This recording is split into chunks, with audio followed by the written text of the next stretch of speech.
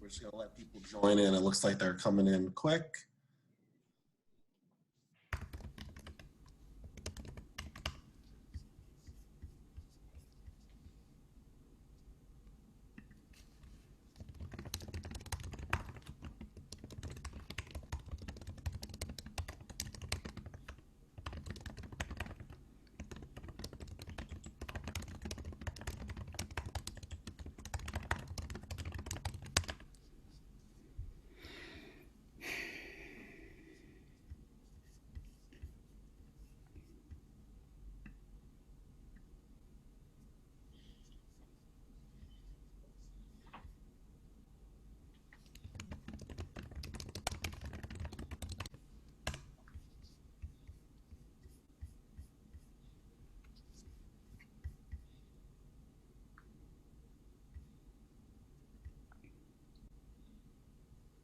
Everyone knows Chinese people are disgusting. They'll eat any type of animal. They're dirty. That's what my classmate said just days after the coronavirus outbreak started in the United States. It felt like a stab to my chest. I'm Chinese American, and this is someone that I've gone to school with for almost 3 years, who I consider a friend. But it's no wonder that she feels this way. An obscure virus arising from a meat market in eastern China. As the coronavirus spreads, there's another virus spreading that we need to be talking about. I hate Asians.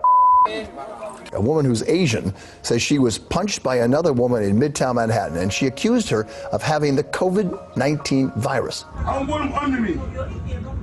Tell them to move. Young Asian Americans like me are feeling hate infect every part of our lives. I'd like to just ask the Chinese for a formal apology. Not only do we have to be afraid about our health, we have to be afraid about being ourselves. Class basically just started. One of the girls said all Chinese people were disgusting. And so I literally raised my hand up, like, I'm Chinese. She didn't even say sorry. She just blew past it, I guess. And then she kept going on about it. I never knew it would happen to me, especially at this school.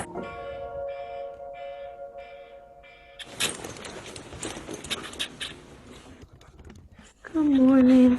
Morning. 我说你在看什么东西？哦，我在看那个 coronavirus report。学校有关于这方面的 bullying 的话，你要跟我们说，要跟老师说，知道吗？这是不对的。嗯。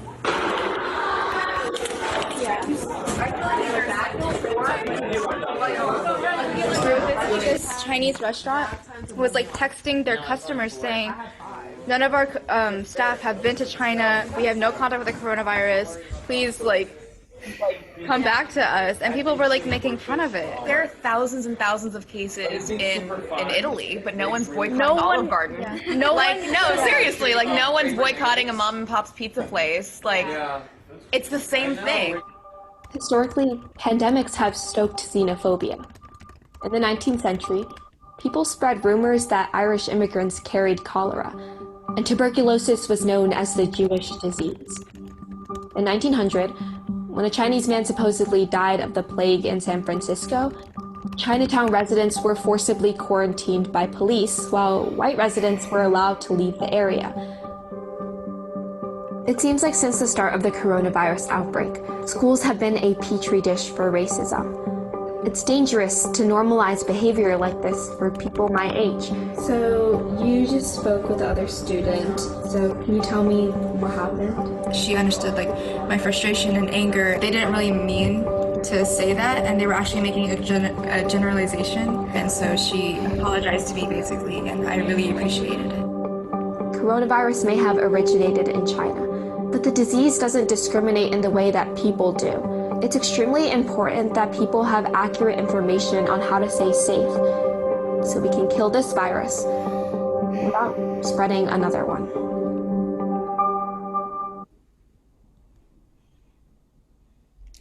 So good evening, everyone. Welcome to our webinar titled My Ethnicity is Not a Virus, Addressing Anti-Asian Racism During COVID-19. This webinar is being hosted by PACE, Pan-Asian Coalition for Education at the Harvard Graduate School of Education, in partnership with HGSC and Common Spaces at the Smith Center of Harvard University. Just a few quick announcements about logistics. PACE leaders will be posting resources in the chat box, and they'll be keeping a close eye on the Q&A box as well, so you're welcome to post questions for the panelists all throughout the discussion. It will be useful if you can to direct your questions to a particular panelist. My name is Josephine Kim, faculty at the Harvard Graduate School of Education. I'm deeply honored to moderate our conversation and truly humbled to share this virtual stage with such esteemed colleagues. Collectively, they bring over a century's worth of wisdom, experience, and knowledge, and we're really in for a special treat as we engage in what I know will be an organic and brave conversation today. First, we have with us Dr. Jean Wu, Senior Lecturer Emerita in the Department of Studies in Race, Colonialism, and Diaspora at Tufts University. Dr. Wu's research examines how racialization and anti-Asian racism shapes Asian American identities, ethics, and life choices. She has taught and mentored in the field of higher education for 50 years. Yes, 50 years, a big virtual standing ovation. We also have Dr. Paul Watanabe, Director of the Institute for Asian American Studies and Professor of Political Science at the University of Massachusetts, Boston. He's the author of Ethnic Groups, Congress, and American Foreign Policy, and principal author of A Dream Deferred, Changing Demographics, New Opportunities, and Challenges for Boston. Thank you for being with us. And finally, we have Dr. Liza Talusan, a renowned diversity, equity, and inclusion speaker and consultant, Associate Director at the University of Massachusetts, Boston. Her research examines the experiences of underrepresented populations, Asian American and Pacific Islander students, and recognizing and reducing unconscious bias, just to name a few. So thank you all for being with us today. Without further ado, I'd like to begin with what we saw in the opening video. I know for myself, during the weeks leading up to the shelter-in-place protocols, I really found myself becoming more and more self-conscious of my Asian identity. In fact, I was on the bus going to work, had an allergic reaction because of dust, and started coughing profusely on the bus. And I really kind of surprised myself at the time with my internal conversation, because I was telling myself, hold it in, this is not the best time for you to be coughing, looking the way you do. Stop coughing right now. So having said that, Jean, I would love to start with you. What makes today's conversation such an important and timely one? Well, I think, can you hear me clearly? Yes. Okay. Well, a simple way to answer it is that I think so many Asians, people who look East Asian in the United States, has already gone through a lot of just traumatic incidents already. So it's with us, and I think it's on the uptick. It's not going away. So in that sense, I think it's important that we talk about it. I also think that maybe equally, if not more important to talk about it now is because Asians being targeted in this way, right? When there's a kind of a national crisis that raises all the questions of who's to blame, whose fault is this, what are we fighting, and anything that connects that kind of thing to Asia, East Asia, in this case East Asia, for East Asian American, or people who look East Asian American. This is nothing new. It's been so much in our. In fact, it's almost like it's almost part of, it's integral to Asian American history, and it's not as if this moment has created it, and it makes me think that it's crucial, though, in this moment as it's happening, as maybe people more, or maybe people who don't realize that that's actually a lived experience, and a lived experience for Asian Americans. Maybe it's important to seize this moment and begin, at least within our own communities, within our younger generations, to begin to say, this is important, we have to look at it. I think it's really important to broaden that, right? To think about not just talking to other Asian Americans. It's so important that this conversation gets really enlarged, because in a way, I was thinking the other day, this virus, this disease. I mean, COVID-19 is a virus and a disease, but I think racism is actually the pandemic, the disease that does not go away. And so but I feel like that at least there's this moment we do have to talk about it. Also to learn how to begin to respond, how to move forward so that we're not continuously again and again, the next time something happens, back to the same thing and a new generation or people who didn't know, because Asian America is very diverse, then people who don't know are again surprised or again sort of traumatized, right? So let me just stop there and say, I think it's important that we begin, to talk with as many as possible in different parts of our communities. And in this tonight, especially with educators and people who are thinking about, going into education. Thank you. From what you shared, I think I'm hearing two things. One, that these are things that are not new. It's perhaps COVID-19 is unveiling something in a different way, but certainly sentiments that have existed for a long time and unfortunately have become an integral part of our experience. Paul or Liza, what are your thoughts? Why is this such an important and timely conversation?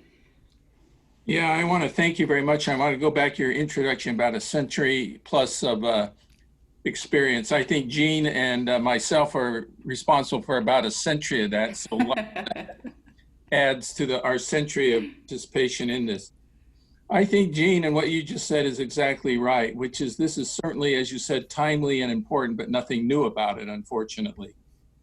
That is this dynamic, and at one time it could be Asian Americans, another time it could be our Middle Eastern or Arab American brothers and sisters, and another point it could be our Chinese brothers and sisters, our Japanese brothers and sisters, at other times African Americans, etc. And that dynamic, I think, is a pretty predictable one. And thus, when this situation hit, I must say I understood and was not surprised by the response, which didn't say I thought I endorsed it by any means, but I thought it was coming. I saw it coming when the nature of this thing emerged and the ties to China and Asian Americans and Chinese more generally, and Asian Americans more generally. And that is exactly like you said, Josephine, which is to say that whenever we face a crisis like this, it uncovers something that's already there. And the there is both good and bad. I don't want to say that during a crisis like the one we're experiencing, it uncovers only the bad stuff within us as a people and as individuals, because I think we've seen many heroic and wonderful acts of sacrifice and community and of sharing and embracing people. And so we've seen a lot of that. But we've also seen as well acts of scapegoating, of prejudice, of xenophobia, of discrimination. And I think both are there. That's the thing. It's not one or the other, it's both there. And for those individuals who engage in sort of racist comments like we saw whether it's just the seemingly innocent microaggressions, or those individuals who spit upon our brothers and sisters who are Asian Americans, or even take physical violence out on them. Believe me, that's not the first time they've felt that about Asian Americans. It's not because of the COVID crisis that all began to have these feelings and acting out on them in some cases. They've been there all the time, and I think that's the thing to understand. So that's why, as Asian Americans, and maybe the case that you began with, you already had a sense that maybe something was coming, not even knowing what the coming might be when you tried to stifle your cough. And I must say, from the first days, I had students in class who said they were afraid to even cough in class, wondering what the professor and fellow students might do to them, and worried about things like that. So they had an inkling, they had a sense about this as well. And that's both disheartening, but unfortunately a reflection of some of the trauma, really, the dilemma, the situation that's added on to the burden that all of us are sharing. It's one that's being particularly shared by some of our Asian American brothers and sisters. Thank you. And Liza, please feel free to add. Yeah, the only thing I'll add, I mean, so I am just so encouraged and just so disheartened, of course, to watch that video. A lot of the work I do is in K-12 schools, and really thinking about what are young people's first perceptions or messages about Asian or Asian Americans, where in which I know there's a lot of teachers on here, how are our school systems and our structures failing to teach about the rich histories of Asians in America, not just around Asians. And so I'll start from there. So it was encouraging to see young people speaking openly about it, and then for the young people to even offer up what they did in the moment or how they tracked back to that student. I spent quite a lot of time these past couple of weeks working with young Asian American students in high schools, and mostly predominantly white high schools, who are really struggling. And because I was talking with their school administrators, they were like, I don't know, Liza, we've only got like a dozen or so. I don't know if they're experiencing. I'm like, you only have a dozen. Of course they're experiencing it. Like, more so, putting together support systems. So I feel like, as Dr. Watson was saying, one of the things, an opportunity that's coming out of this is to have a renewed conversation about race and racial identity and experiences in a way that, moments in history often cause these for us. And I think I'm encouraged to see that happening cross-racially, but in particularly with our Asian American youth and our young people, to think about what is the impact and what is our role and what are we trying to do about it. Thank you. I was going to say with a dozen or so, probably more so because of the lack of representation and such the small number that they have to deal with. I was going to say this is a nice segue. I really want this conversation to be organic and if, really want to invite all of us to be very transparent and even maybe vulnerable. But I know when I first immigrated to the US with my family in the early 80s, literally my older brother and I were the only Asians in our school. And every day we would be asked, where are you from? Where are you from? And with my limited English, I would tell them I'm from Korea. And they would say, well, we don't know where that is. And I wouldn't know how to defend myself because, again, I didn't speak the language at the time. And they would say, well, we don't know where that is, so you're Chinese. And then the next day, the same thing would happen, except I was Japanese. And so it had multiple experiences where, depending on somebody's limited experience and knowledge of Asia and us, people like us, they really had a way of narrowing down and really kind of clumping us together in many ways. But all of that, when the Asian group sets the reality for an oppressed group, that's called oppression, right? For a minority group. And the reality for me was I really couldn't be recognized as a Korean. So I wonder if I could invite us to share some experiences of racism and discrimination in the century of knowledge and experiences that we bring. I'm sure we've had lots of experiences, and I do think there's something very valuable about hearing and sharing these stories. And so I would invite you, maybe Liza, we could start with you. I remember listening to your story, talking about your childhood and really nodding profusely along as I was listening.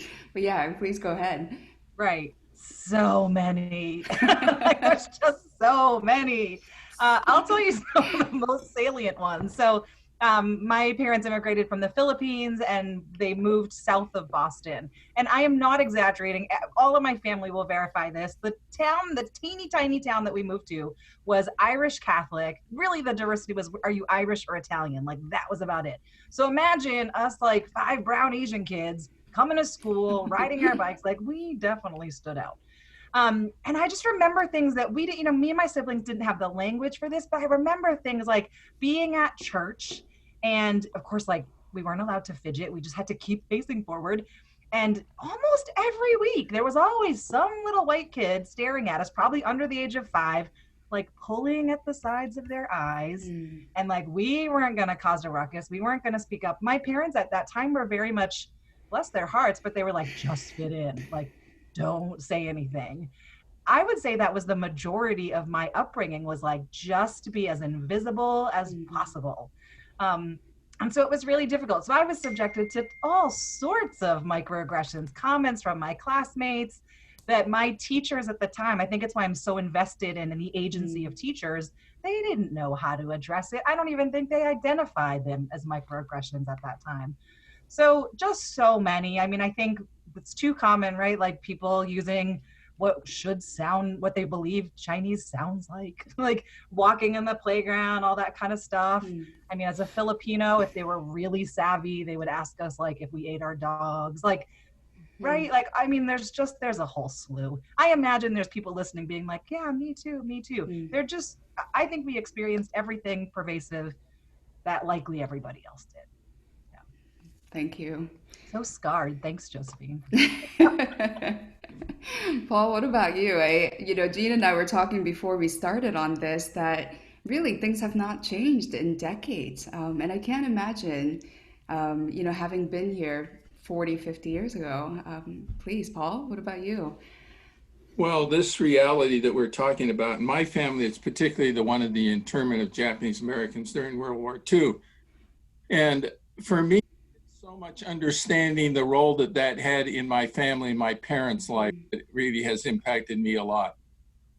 I think about this because I remember my mother when she passed away about 6 years ago, about almost the last conversation I had with her on her deathbed, she really surprised me because she said, I hate the United States of America. And this was kind of very out of left field, I thought. And I thought, wow. And I thought a lot about that, and I understood what she said. I don't think she hated the people of the United States of America. She'd be considered this sort of wonderful older mother who had 3 wonderful kids who were successful. And isn't that the fulfillment of any parent's dream, sort of thing. But I think she was saying to me that they treated her badly and her family badly and her badly, and that was wrong. My mother was a renunciant, a so-called no-no girl. And she went into camps as a 20-something-year-old with a son that was born, her first son was born 5 days before Pearl Harbor, December 2nd, 1941.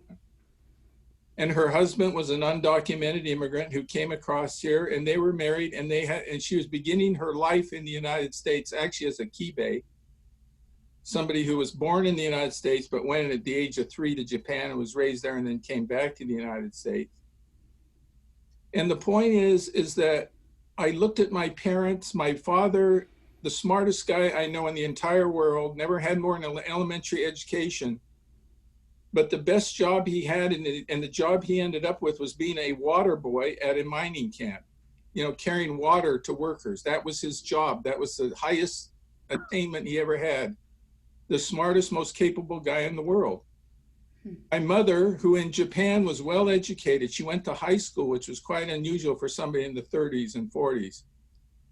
And working in Japan when she came here, she ended up making salads at a cafeteria and cleaning people's houses. That was the height of her achievement. And I think to myself, I said, it's because of discrimination, it's because of the war, it's because, despite all of the narrative that the Japanese succeeded and flourished and how they really how they all succeeded from that experience. These were parents, my parents were not people who succeeded. They were kept down, they were discriminated. And I decided for me, I'm considered a slight bit of a pain in the ass, I must say, as an Asian American. I'm raising my voice and complaining a lot about things. But the reason I'm doing it is I'm sort of doing what I don't think my father and mother could do. And that's what drives me. It's that experience and the continual experience of that we find day by day occurring in this country, even today. That's the sad thing about it. I wish I could end this sort of story. I give a talk called The Past is the Present. And I talk about that past and the present. I wish I could stop giving that talk. But time and time again, that past gets rejuvenated, unfortunately, and reiterated in the present. And I wish it would stop and I could breathe a little bit of sigh of relief and enjoy myself a little bit and retire after almost 50 years. But I almost feel I can't do it because I owe it to those people who have been voiceless and impacted by this discrimination then and today. Thank you. I mean, you speak to, English has become the language of the world. And no matter how well educated immigrant folks are, when they first step foot in the US, oftentimes they're considered mute and deaf. And I think you really spoke to that with your experiences with your parents. And Liza, you know, anytime we have to check our identities at the door, as teenagers especially, I think psychologically it does have a toll. And we pretend, for a lot of us, we pretend that we're white, and we try to, you know, pass as much as you can. Eat white, talk white, dress white, you know, even walk white. Yes. Jean, what about you? Yeah, before I even talk about things that float through my mind, I just want to resonate at this moment with the, we tell it now as stories, but I resonate with the emotion of the exhaustion in what Paul said, right? That is there no end, and must we continue to keep talking? And what happens if we don't talk?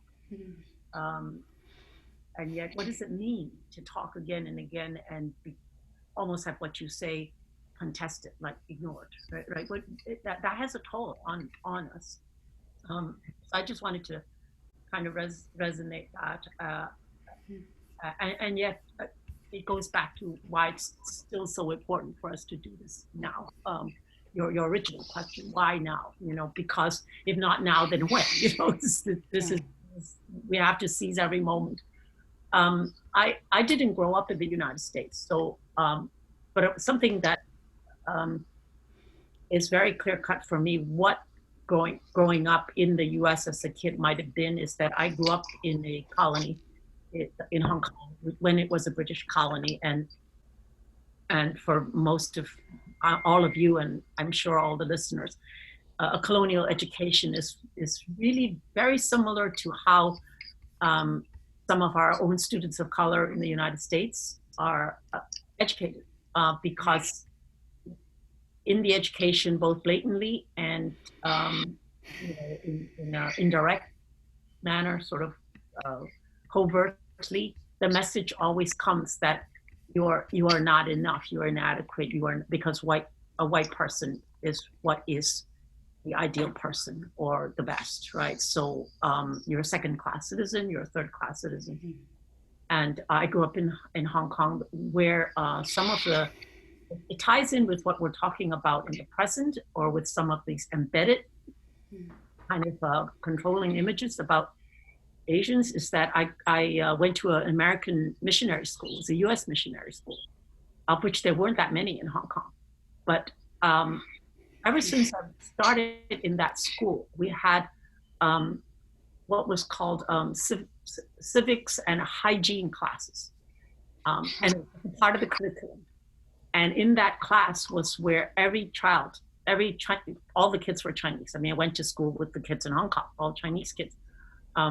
We were literally told again and again and indoctrinated in how our own culture and the way we were diseased, we're dirty. You know, we're not pure, we're not clean. And we're taught everything about it. And so it went from, so I think when I then later on came to the United States and learned that the imagery, that one of the abiding stereotypes for Asians, for Chinese, for Asian Americans, a lot of Asian Americans, is that it's a diseased group, right? It's both morally and bodily. I'm not really surprised, and so I think that was kind of structured into me when I was growing up. The other moment, it was a moment of transition. Applying to come to the U.S., I had to go through immigration, and I remember, and this is where race, who I was, and gender intersected, because I sat with this white U.S. immigration officer who was interviewing me, and he just looked at me and said, "Oh, so you want to go to the U.S.? You want to find an American husband, huh? You want to find an American boy?" Right? That was almost like the only thing he said, right? And it was back then. I didn't have the understanding, the language, I knew something was not right in the way, but I didn't know what to say back. So those are for me. Immediately comes to mind. Those things shape how we see ourselves, though, and how we are then because I think we're shaped by how we feel the rest of the world is looking at us and talking about us and thinking about us, you know. So in whatever way you have to adapt or you have to resist or you have to do something. So that's a part of it. And then as far as the present moment, I think Joe, you know this because I actually not long ago in Medford, when I was in Medford, you know, somebody decided that it was quite okay to scream, you know, virus bitch, you know, and fuck you chink bitch, you know. So so it's very present. That wasn't the only time it's happened. And I was just talking to people recently from other communities. It's an everyday. It's like and for me it's for me, I think part of what I worry is that it is so overwhelming to be dealing with all of this, right? That there's a tendency to tamp it down and just say, I gotta survive, I gotta just get on with my life, or how do you behave in ways that just get you out of this situation? And I feel like that's very natural, that's very normal, human to do. But at the same time, maybe it's a moment to push, to think about how we can, you know, we can surmount this moment, not to return to the normal when this is over. And that's why I think we need to push. Yes, thank you. As I'm listening to all of you share, I mean, I'm noticing my heart is beating faster, my breath is getting shorter, and I'm feeling a little dizzy even. And I think that's what it is for us. We embody these experiences, and it's never an isolated incident. If something happens, for example, in Medford that happened to Eugene, it brings back all of the years of experiences that we've had. And I think it's such a cumulative experience, and it kind of lives, I think, in our memories and in our bodies. So I want to talk a little bit about just this internalization, because in a way, the larger structures, they no longer have to take a megaphone and say you're dirty, because we've kind of now ingrained ourselves. It's become a part of our normalcy. So I'd love to hear about what are the psychological effects of internalizing these messages. What do you see, Liza, in the schools, for example? Yeah, I mean, I'm kind of monitoring the chat box too. I think that, you know, what's so interesting is even though I start off with, oh my gosh, we're not teaching anything about Asian and Asian Americans in school, we somehow are teaching three key things, which is perpetual foreigner, yellow peril, right? And like, you know, just it's like my Voldemort, like the 3M, right? This model minority thing. Isn't that interesting though, that everybody knows those? And so, and that includes Asian Americans, right? We're if you're in a US school right now, I mean, you're getting those same messages too. And the absence of any counter narrative, the absence of any other story just keeps it going. So, you know, Dr. Watanabe and I both work at UMass Boston, and I am amazed at the work that his department and Asian American Studies and the Anna Peasy folks do to help. And what they're doing is structurally integrating stories and education and counter stories. And I imagine to both defeat like the 18 years of education they got before they got to UMass, but also to like strengthen, build a foundation of truth telling, right? I think those stories, we can go deep into the wounds of like leaving those stories out as a product of white supremacy, or just leaving those stories out are dangerous for us, right? Because when we learn, or for everyone else, when we learn the power of our community, the strength of our community, the incredible stories that have come out of struggle, the ways in which we contribute to the United States, again, if you were educated here, then there's a lot to be afraid of about us, right? Like there's a lot of ways in which I think our story has been made invisible in partnership with Black folks during the civil rights movement. I think there's some intentionality around that. And so I mean, you're starting to hear me get animated, because when I realized that we had a much more complicated story in the United States, it was impossible to put a lid on me. And so I could no longer embrace the model minority myth, because I had this like this other narrative happening for me. But that's absent in our schools. That's missing from our schools. And I would say it's both important for Asian American young people, but also if you're not Asian American. And so I think about like, you know, the other panelists said it well. I mean, all of this racist stuff was there before COVID-19, which is coming out of like fear and anxiety and frustration. You know, I think about what happened with Vincent Chin and Helen Zia working on that case. And so some of this anger is a result, right, of anxiety and fear and frustration. And so what does it mean if other people had that more complicated history of Asian Americans? Like, I don't know, would we be seeing this kind of violence today at the extent that we would? I think what troubles me, you know, before COVID-19, I think when we saw some sort of racist incident or someone saying something about Asian Americans, people who are not Asian or Asian American knew pretty quickly to say, that's not cool, dude, or that sounds like a stereotype. But now it's this unifying force of like, well, everybody's being impacted. And so who's the scapegoat? Who's the target? And how are other people kind of rallying towards that? So I think what we have to do is be mindful about the messages that we get, be mindful about how we've internalized those, and then how do we dismantle some of the structures that have kept it working in place? And I think educators and teachers have a major role to play in that. Thank you. So for a lot of our attendees who may not have had ethnic studies or an Asian American studies course, I wonder if we could kind of explain a little bit about what you mentioned, Liza, and Paul and Jean, if you would like to, the yellow peril, for example, because as you said, I think a lot of Asian Americans also have bought into, and we can talk about racial identity development, maybe in the very beginning stages where the larger, broader messages about who you are is just kind of accepted without being questioned. And so let's take it back to maybe Asian American Studies 101 and talk a little bit about yellow peril. What is that? And if we were to explain it. Well, have Jean do that. She wrote the book on it. She wrote I know. books on it. So go ahead, Jean. Well, I mean, just a simple way of putting it out, yellow peril is a term that's been applied to Asians from almost the beginning. That we are, Asians as a group are, dangerous, right? And dangerous again in all sorts of ways, because whatever occasion you need to use the stereotype of Asians being dangerous, you can choose something to apply to, be it a disease in this moment, be it you're politically, going to be sabotaging the U.S. or trying to economically, right? So just danger in general, and yellow, obviously. I think that even the color that was chosen, right? Even this idea of yellow, like not something that is just not above board, something that is sleazy, something that is dangerous, something and it's been applied.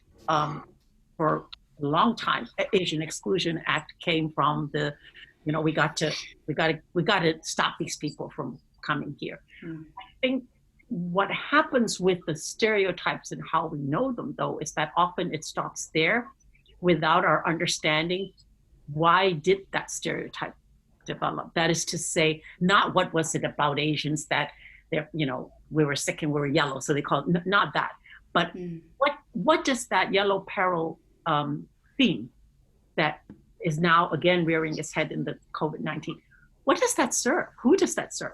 It clearly doesn't serve us, Asian Americans. So why is it? Why is that out there and used again and again? So I think we have to then examine, right, a larger structure that in fact uses this stereotype, this myth, again and again to serve the purpose. And here I would say to actually uphold white supremacy, to uphold whiteness, right? Asian as something that's othered and different, and oftentimes pitted against other groups that are also marginalized. The other thing I want to say about yellow perils, because I think often we think that there's yellow peril, but then Asians then got, over time to be more positively seen as the model minority. But I think the two things are actually integrated into one thing. It's like, it depends on how you want to flip the coin. They're like two sides of the same coin, the same thing. So let me stop there because I'm talking, and let other people also fill in. Well, but we are in a moment, obviously, of yellow peril.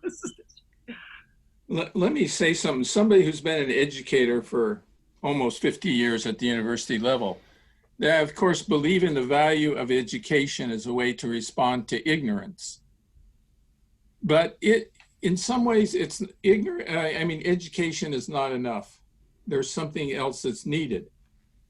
Because look, you know, Franklin Roosevelt, President of the United States, the one who signed Executive Order 9066, placing Japanese Americans, 120,000, in concentration camps. Now, I don't think he's an idiot. I don't think he was stupid. I was going to say that the current president, when he labels this the Chinese virus and so forth, is not an idiot, but stupid. And I might have to sort of cut it off there and say maybe that's part of the explanation for him. But it's not enough. Education, unfortunately, is not enough. We talk, for example, in the current context, we talk about historically about Chinese Exclusion Act or internment or these historic things. But frankly, that the guy who spits on that woman on the subway in New York, he doesn't understand. He doesn't know anything about Chinese Exclusion Act. He doesn't understand anything about Japanese Americans. He really almost doesn't have any reason to hate Asian Americans. He doesn't have enough experience, but he hates them. Mm-hmm. And that to me is the most difficult part. And the question is not so much what the sources is, and that's Josephine, maybe she can give us some insight on that. But the question is education is one way to contest that, but it's not going to be enough for that guy who's going around spitting on people, or the guy who slashed that Korean family at a Sam's Club in Texas. So what's it going to take to stop that person? Well, part of it is power. Power. Look, I think our current president of the United States clearly and consciously sows the seeds of xenophobia for political reasons. He has another agenda, and it's useful to his exercise of power. And so how do you contest that? You contest that with power of your own. And the power of one's own is a way to prevent that person from paying a price, presumably, from acting out on their prejudices. And that's what for me, my goal is not to get the American people to all love Asian Americans or me or anybody else, or even to understand our history and be fully, I hope they do in part. But I just want to be left alone. I just want to be able to go about my business and be myself and not be hassled by anybody. That would be a wonderful thing for me. I don't have any very high standards about it, and I don't want to do that to anybody else either. You know, my 8-year-old granddaughter, she was asked as one of her virtual school experiences in her elementary school to come up with a motto, some words of wisdom during this COVID crisis period of time. And she wrote something and then write it on the sidewalk in chalk in front of her house. And what she chose was 2 simple words: be yourself. And I thought that was so profound, because she said, well, the whole world is jumbled. Everybody is torn in a billion directions. We're all sort of frazzled. Her advice was, in these times, we got to be ourselves. And that's what I want people to do. Let us just be ourselves. You don't have to love me. You don't hate me. I hope you don't hate me, but you don't have to love me, but just leave me alone.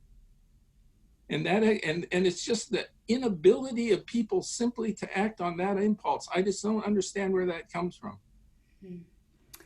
Liza, I see you kind of sitting on a lot. Please go ahead. I kind of forgot I was on the panel. I was just listening very, very closely.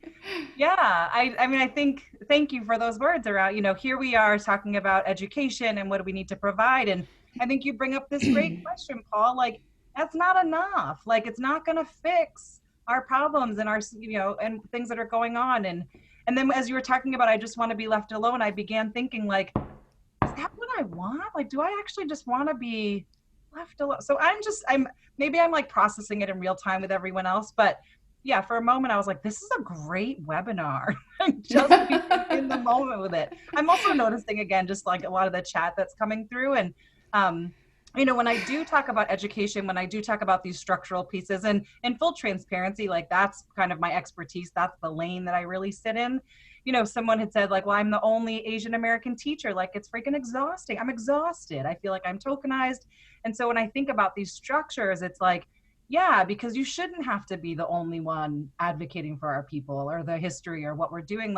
What is it about how how does white supremacy show up as the foundation of education in this country? What needs to be different? And I always fight against this idea of like, just counter narrative. Like, we're going to teach you the majority stance, and like, let's sprinkle in 28 days of Black history here and there. So, but what does it mean if we started over and not centered white supremacy and actually decentered it?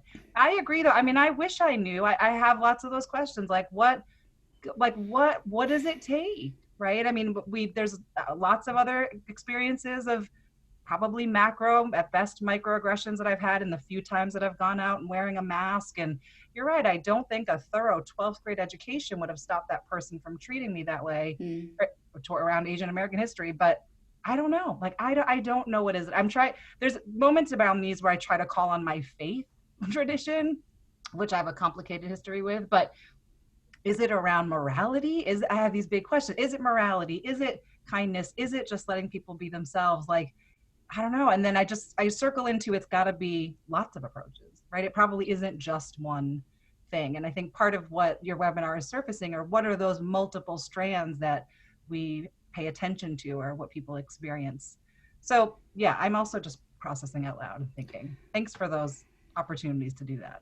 Right. And Paul, it takes me back to, power and the person who has the greatest power right now, almost giving permission for people to discriminate, I think, against anybody who looks remotely Chinese. And Jane, going back to what you were saying about the model minority myth, I have to admit for a long time, I thought, you know what, if I'm going to be minority, might as well be the model minority, and I'm going to strive for that. Never recognizing the detriments of where that came from. As you said, it's not something that we said, hey, one day we're going to be, model minorities. It was put on us. In fact, I kind of describe it as exploiting our cultural values in which we work hard, where, we're trying to honor our families and respect them. And yet it was a propaganda really to say discrimination doesn't exist. Otherwise, look at this group, they wouldn't be so successful. And by doing that, Jean, as you noted, it really pit Asian Americans against other races.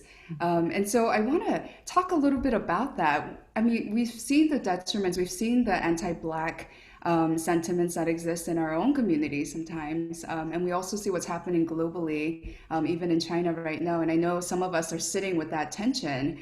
But how can we work together to not fight for that one seat at the table and not lose sight of the 9 seats, right, that are occupied by just somebody completely different? How can we build this multicultural, multiracial coalition together to kind of fight the good fight together?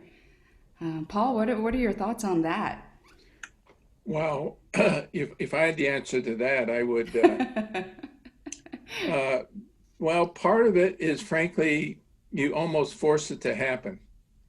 Affirmative action, for example. There's a big debate about Asian Americans, and there's this conception that many Asian Americans are in favor of affirmative action. Well, to me, one of the ways in which you create that array and that multiple seats at the table, if you will, is you do it by policy. And a place like Harvard University, for example, in my mind, should have seats at the table, that broad array of individuals you talked about. And if in some cases it might mean Asian Americans giving up a seat, then I think that that's part of the larger interest that we're talking about. But, I'm a political scientist as well. And one thing you do is principles are great, but without policies, they're platitudes. And so you have to have policies, and policy is a wonderful way of trying to turn platitudes into something strong and those principles into something important. So one of the but you have to have power to design those policies. I guess that's. Yes, and Jean, I would love to hear your thoughts on that as well. Well, can I just continue from what Paul is saying? The struggle there is that power doesn't give itself away, without fighting. That's the problem. And I think it is power holders really want the struggle over affirmative action, for example, to continue, because again, if people of color are fighting one another, struggling against one another, oftentimes in a false way. I mean, anybody who understands affirmative action knows that it's not, seats from other marginalized peoples that Asian Americans are taking. It is about whiteness and white legacy. And I mean, that I don't want to go into that right now, but I think for me, I don't know, and maybe Paul can, say more, or maybe it is for us and the generations that are right here coming up to think about how do we design policies that really actually dismantle white supremacy, right? I mean, a lot of policies are even come out saying, well, this is the policy because we think it will help this group or help this group or help them get a little better or one rung up the ladder. But it's really, if you don't change the larger structure, all of that is just one little change. And again, when a crisis happens, or maybe not even a crisis, but just on a day-to-day, nothing changes. So we end up feeling the exhaustion of, my God, 40 some years since the ethnic studies, since Asian American studies, we are talking about, we seem to be going through the same thing. So I think it is which is why I keep hoping that we can talk about how to not go back to business as usual beyond this moment. I know things will, people have been talking about, well, there'll be changes and so on and so forth, but how do we not allow it to go back to sort of this back to work? And because I think, I don't think without dramatic changing structure, I see generations of young Asian American kids, and therefore other kids, being educated in the same way as they are now. One or two, I mean, somewhere there might be something, like a diversity, but we know those things don't work. I agree with Paul that education alone, the myths that we create that uphold power structure to create inequity, those things are not changed by just teaching people. Because those things are held in place by people who hold power, regardless of the education. They will even change the education policy to make it sound good, but actually uphold white supremacy, right? We know a lot of diversity programs and things like that have done that.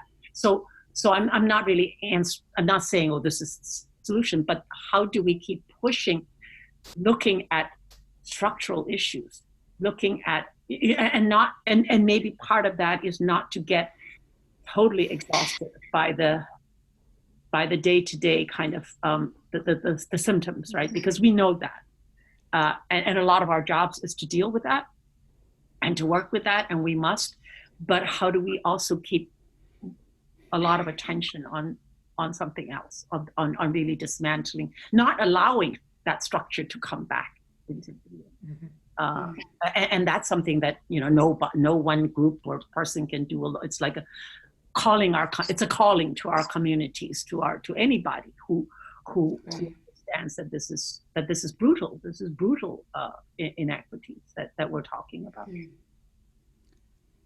Thank you. It's about life and death. It's about who gets to live and who gets to die, which this pandemic shows up. All the things, it is already there, but all the fissures get magnified by this pandemic. And so what can we learn in this moment? If we were blind before, maybe we can't allow ourselves to continue to be blind.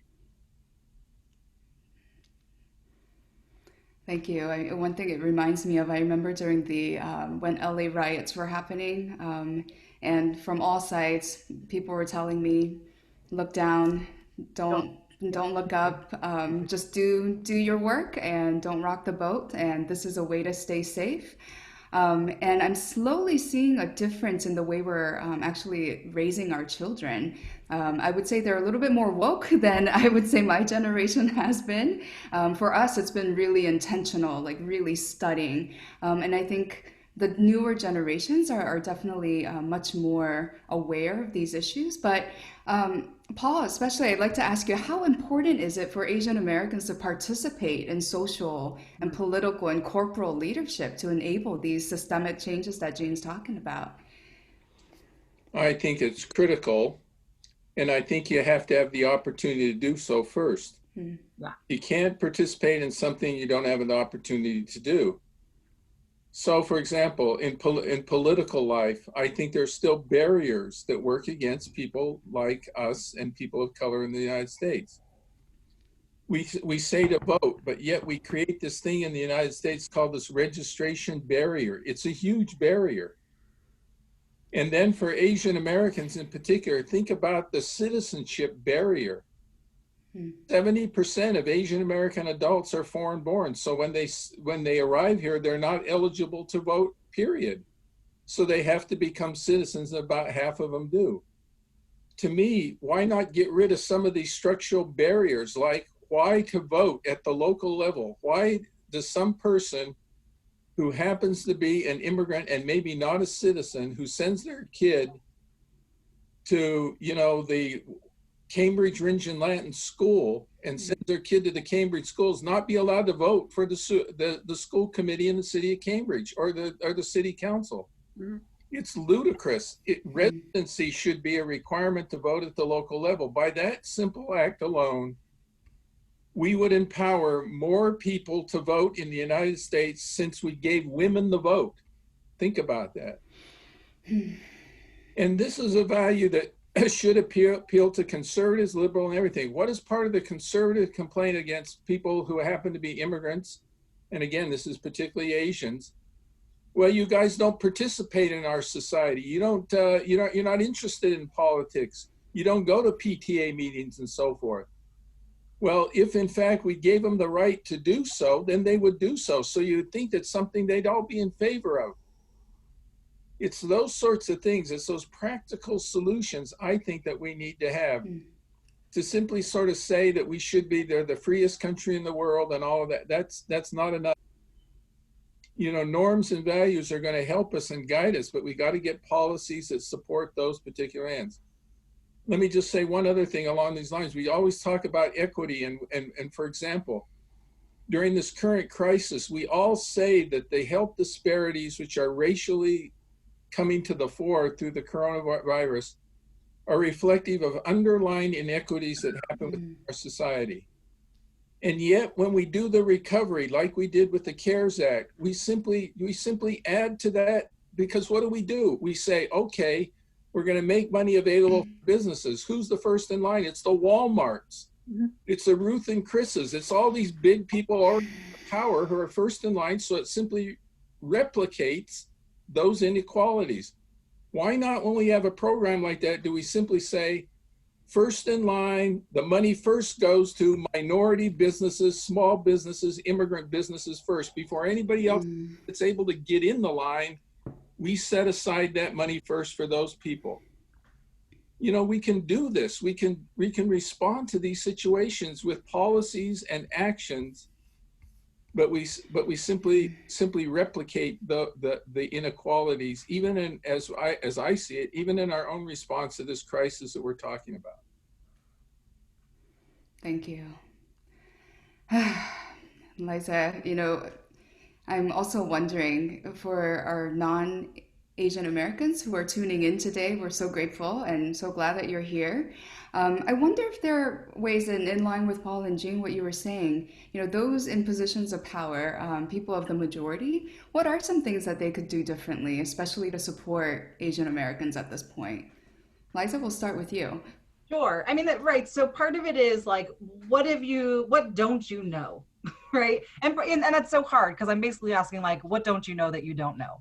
So I'll just share, for me, like, there are definitely, I do a lot of identity work and facilitation. And even when I do workshops, I'm like, oh, Liza, you got to circle back to that, because that's like a big blind spot for me. So to constantly be in relationship with myself to figure out, what am I missing? What do I not know? And then what kind of decisions do I have the power to make that are completely then not informed? And I have to say that takes a ton of discipline and huge self-awareness, because white supremacy allows the system and the structure of white supremacy allow us to never have to think about that, right? Because we're always voting in the interest of whoever the majority and who's in power is. And so to engage in that process, I think particularly if you're white, requires a level of discipline and an ability to say, oh boy, so I might be doing things or engaging in policy or practices that could very well vote against my interest or putting myself forward first. And so I always say to folks, where you are in this, whatever you want to call it, ally, accomplice, co-conspirator, whatever name you want to put to it, wherever you are in that journey, you have to get into this habit of interrogating what kind of information you have, what is the impact of that, and are you willing to make decisions that are uninformed or underinformed? And so when I think about things like teachers who often say, non-Asian teachers who are like, well, Liza, you know, how am I supposed to start this in the curriculum? You just told me that I shouldn't do food festival and fun, and like, that's all I know how to do. So what am I supposed to do? And, you know, part of it is start writing down the questions. What are all the questions that you don't know that you don't know? And they're like, well, that's hard. I'm like, right, okay, so is teaching. Like, welcome to the, you know, like, it's hard. You have to do that work. If you've been white in this world, you've been handed a lot of information. So here we go, right? Do some of this hard work. So that's one, like, figure out what you don't know. And then figure out where to go from it, right? So where do I need to go to better understand issues, practices, policies? I'm reading a lot of the chat. There's some folks who are saying, right, same type of thing. I don't identify as Asian. I'm here to try to figure out how to do better, be better. You know, I think about some of the couple of times that I've been out and about, and that clearly like something icky has happened to me. When I talk to people about being bystanders or upstanders, I always say like, well, what's your risk threshold, right? What are you willing to do? There are some of us who are like, I'm ready to throw down. When I see something, I'm intervening, I'm getting in there. Great. And then there are lots of folks who are like, well, I feel my heart race, I feel my breath quicken, I'm just not sure what to do. And so I always start with then check in with the most vulnerable. So if you just witnessed something and you're not going to go chase the car or run down the perpetrator, can you check in with the person that got hurt? Could you go over them and say, hey, I just saw this happen to you. How are you okay? How can I help you feel safe? What can I do? Like, then pay attention to the most vulnerable if you're not going to chase the perpetrator. And so I think some of those like actionable items, I think that can happen in the classroom. So the young person in the New York Times video, she said, you know, nobody else said anything. Everyone heard this comment, nobody else commented. Well, then if you're the teenager watching this in your school, then go up to the student after and say, hey, like, I know I didn't say something in the moment, but like, I heard it. I heard that person say that thing to you. I will say that's not enough, right? Just to check in with the most vulnerable. But if you're on this journey and you're figuring out how do I get started, I think that's a helpful place to start. There's like a million more, but for me as someone who works with early teachers and faculty and educators, I think that's usually a starting point that people are looking for. No, I think that's right. And I, you know, often would hear students say it's often the pretending that nothing happened that kills me twice. So it's the act of oppression, number one, but then nobody, you know, acting like they saw anything, that in fact does a little bit more damage as well. Jean, what about you? What is something that, you know, allies or accomplices or bystanders can do at this time? I think they can scream from at the top of their lungs. I think they need to, I would say,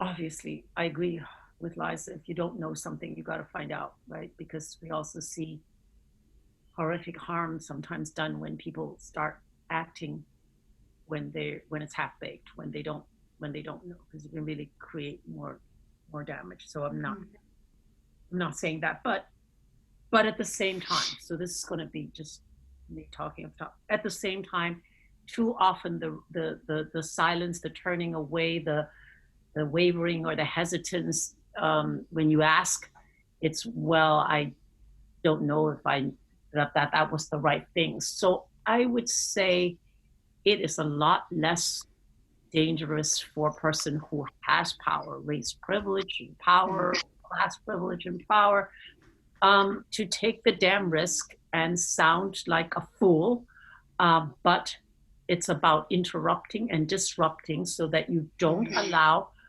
business as usual to go on. You may not know what to say after you've disrupted it or interrupted. Well, just like, that's okay. Just say, you know, one could say, I don't even know what to say right now, but it's really important for me to stop this from going on because I think something is wrong here. It really I think it takes that at this moment, if one wants to be, again, I don't know what the word to use for accomplished ally, it doesn't really matter to me at this moment, but if you don't act, if you don't say something, if you don't stride out into the middle of the street, if you don't put up an arm, then in this particular climate, but always in our lives, when you don't, silence is always taken as condoning, right? Because nobody can read your silence inside, like, well, I just don't know if I should, or maybe that's not for me. And sometimes I've also had people say to me, well, I didn't want to like overshoot, maybe the other person wanted to talk. I said, well, if the other person wanted to, check in with them later. Or they might say to you, wait, I can take care of it. I don't need you to take care of me. Why not take the risk to do that? But so that's just on the one-to-one seeing things. But I do think at this time, I mean, I'm going to sound like a broken record. Maybe there are a lot of structural change things that accomplices could focus on. If a lot of our energies are taken in the Asian American community with a lot of hands-on caretaking and whatnot, there are a lot of other things that are going on that people can sign up for, in terms of all the inequities that are showing up, people's jobs, immigrants and their businesses and jobs and tenants. And I mean, there's just so much stuff, the census stuff, but also to come together intentionally to think otherwise, to imagine otherwise. Don't go asking, well, what has been done and what do you want me to do? Imagine otherwise, because if we don't, I've said to my students, if you cannot imagine otherwise, then nothing will ever change, because you need to envision something that's not the present moment in order to do it. So I think it's whatever it is not staying still. Because that too is a choice, isn't it? To stand still. Yeah, and it actually is a choice. I think it's very much a choice. It comes with a lot of like qualifications that people give it. That but in a moment of being, and also one has to ask who has the time, the energy, the wherewithal, the privileges, the space to give some thought to all of this stuff, to act, to work, because a lot of people right now can't. Right, they don't have the actual physical energy and time and mental space even to do something. Well, I mean, it's interesting to me. I look around and I talk to people, and it's always interesting to me to see how somebody chooses to, how different people in this society choose to use moments like this. And the explanations they give to whatever self-care or other care they're doing. But can I comment on what Jean said, because it's so profound, and she really had me thinking, and she's absolutely right. These instantaneous calculations that people have to make, particularly people of color, just think about the burden it is to have to live a life like that. But the consequences of making all those calculations can be life or death. Think of someone like Michael Brown, for example. If he makes the wrong friggin' decision, he's a dead man. Just think about that. And this is part of the burden of living in a society like this. I mean, thank God, if somebody comes and pulls you over and you're driving down the street, just think of the calculations you're gonna have to make. What did I do wrong? What do I have to do in this situation? How do I act? Should I stand up for myself? Should I not? Just think about this.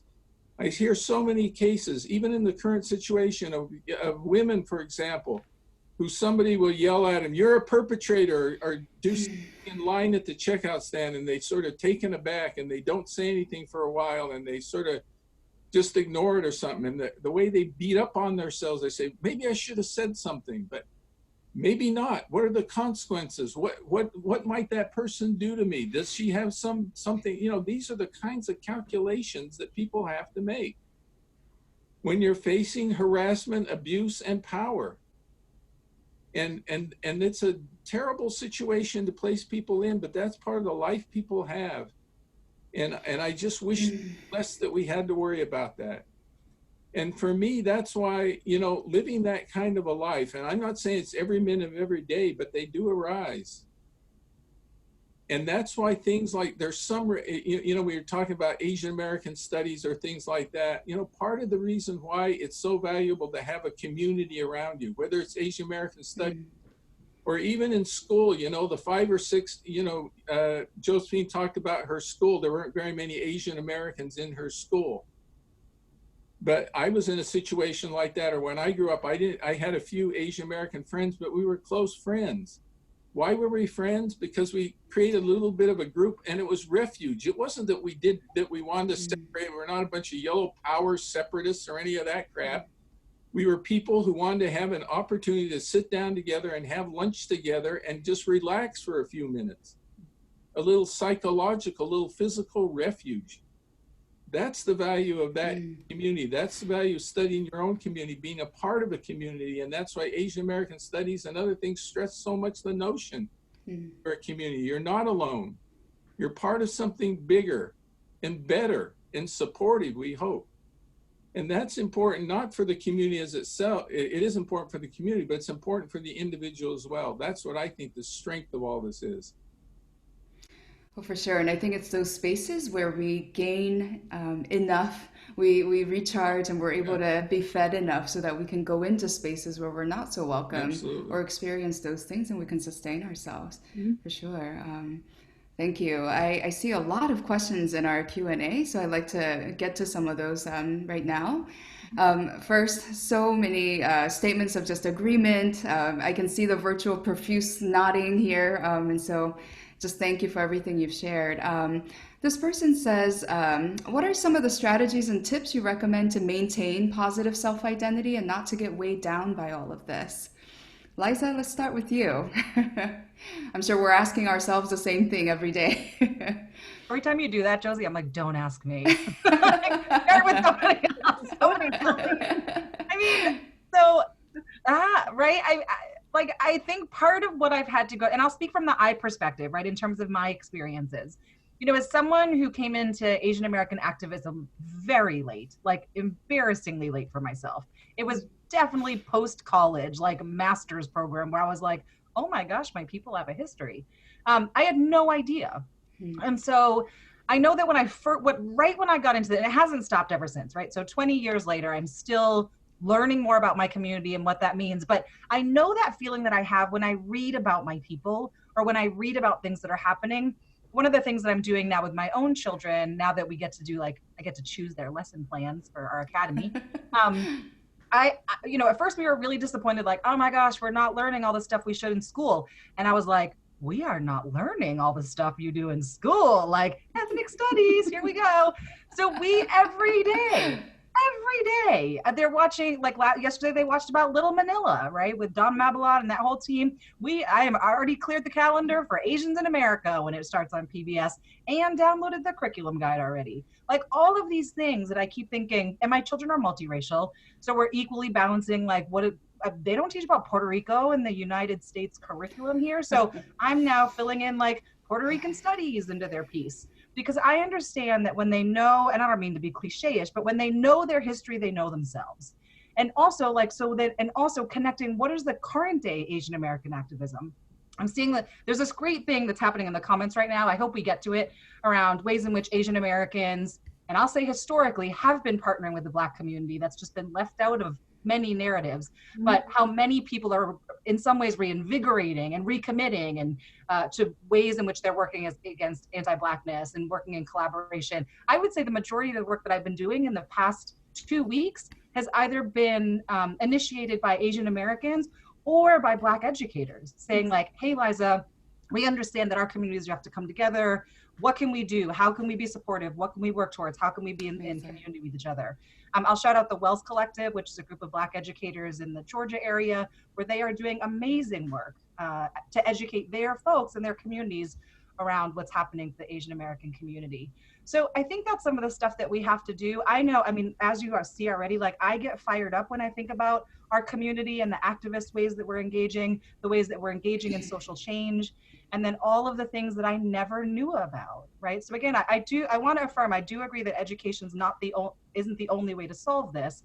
I just know that for me, from the I perspective, it was missing.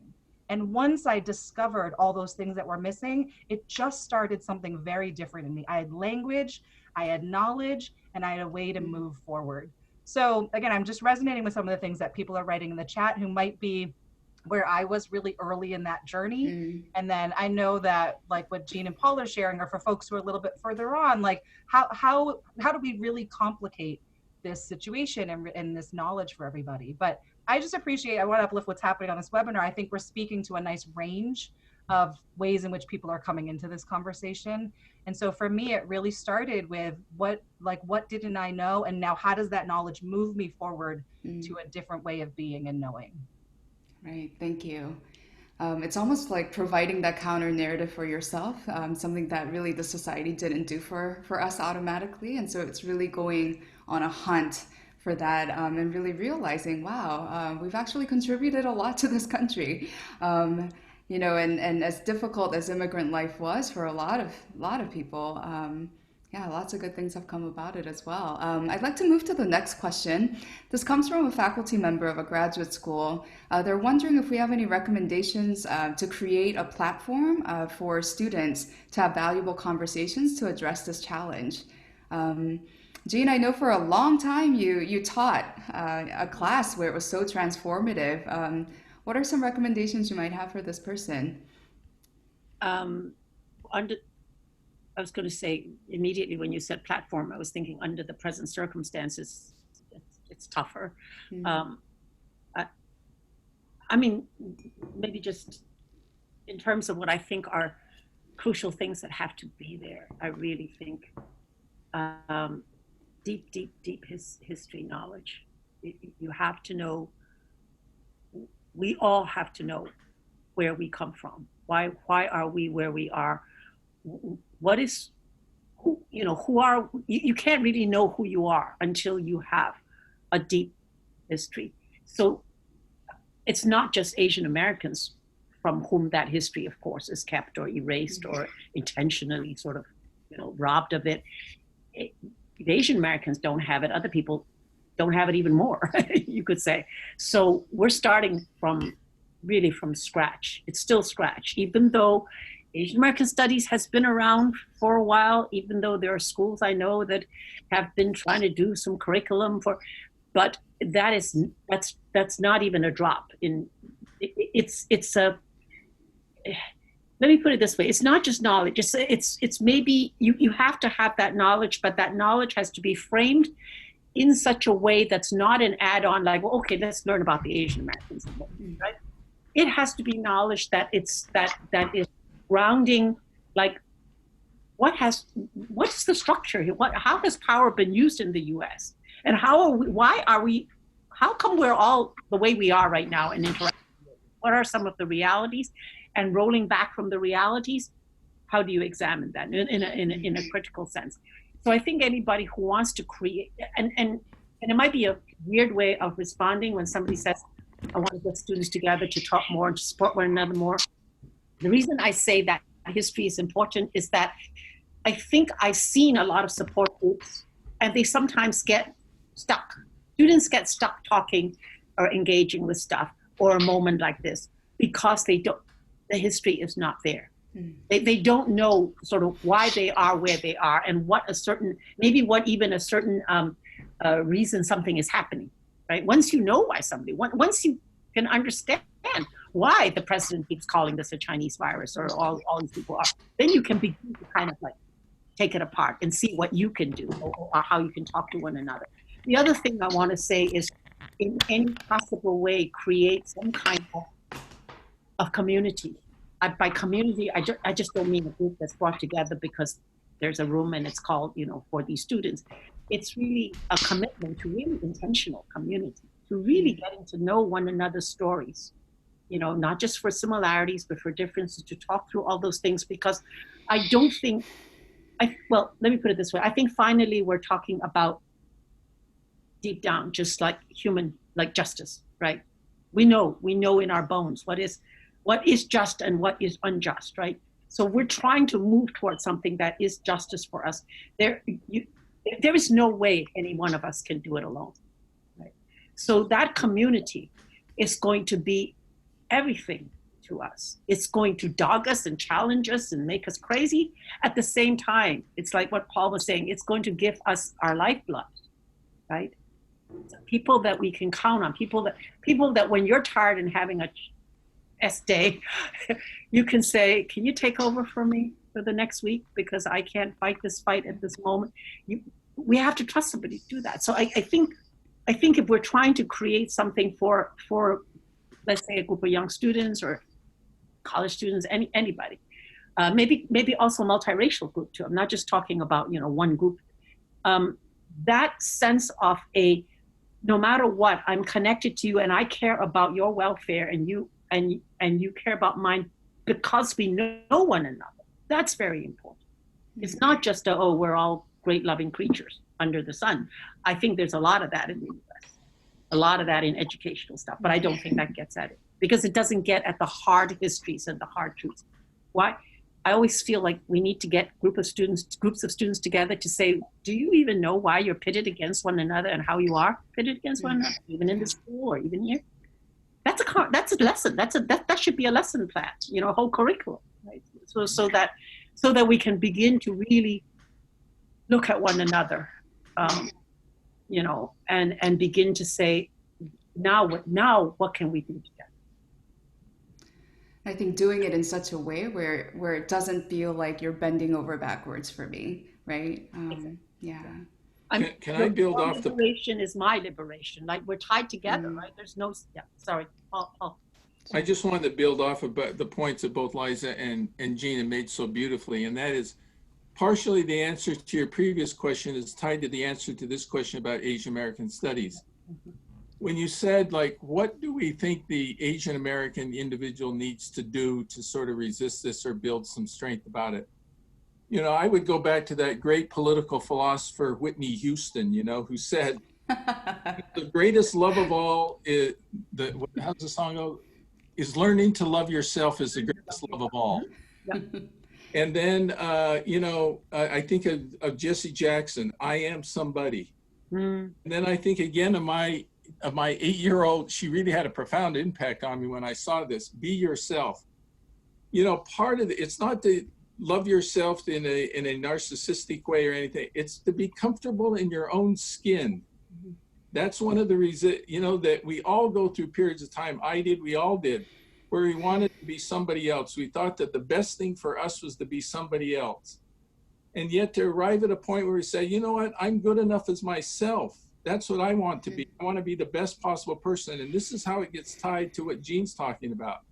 If you're an Asian American kid, part of yourself, the part of yourself you want to learn and love and know something about is being Asian American. And so to learn about Asian American studies and history, you're learning not just about these other people, you're learning something about yourself. It's self-discovery. It's not just discovery of a people, and that's the value of it, for at least to a certain degree. And that way, I think it is a way to fulfill an individual need. And because, I guess you could go about denying that you're Asian American and pretend and run away from it, I suppose. But I will tell you this, I think people who embrace it and learn about it, I can't be all true about all of them in general, but I think I've seen it, and I think we've all seen it in our students and the people we deal with. For many, it's a discovery. For many, it's one of those things like, geez, I get it, I understand it. And it doesn't make life easier necessarily for them, but it makes life more understandable for them. Understanding one's own life and that oneself is a great blessing, I think. And so it's a way to tie both the answer to the question of how does one, what does one seek? And one seeks to be comfortable in their own skin, to know something about themselves.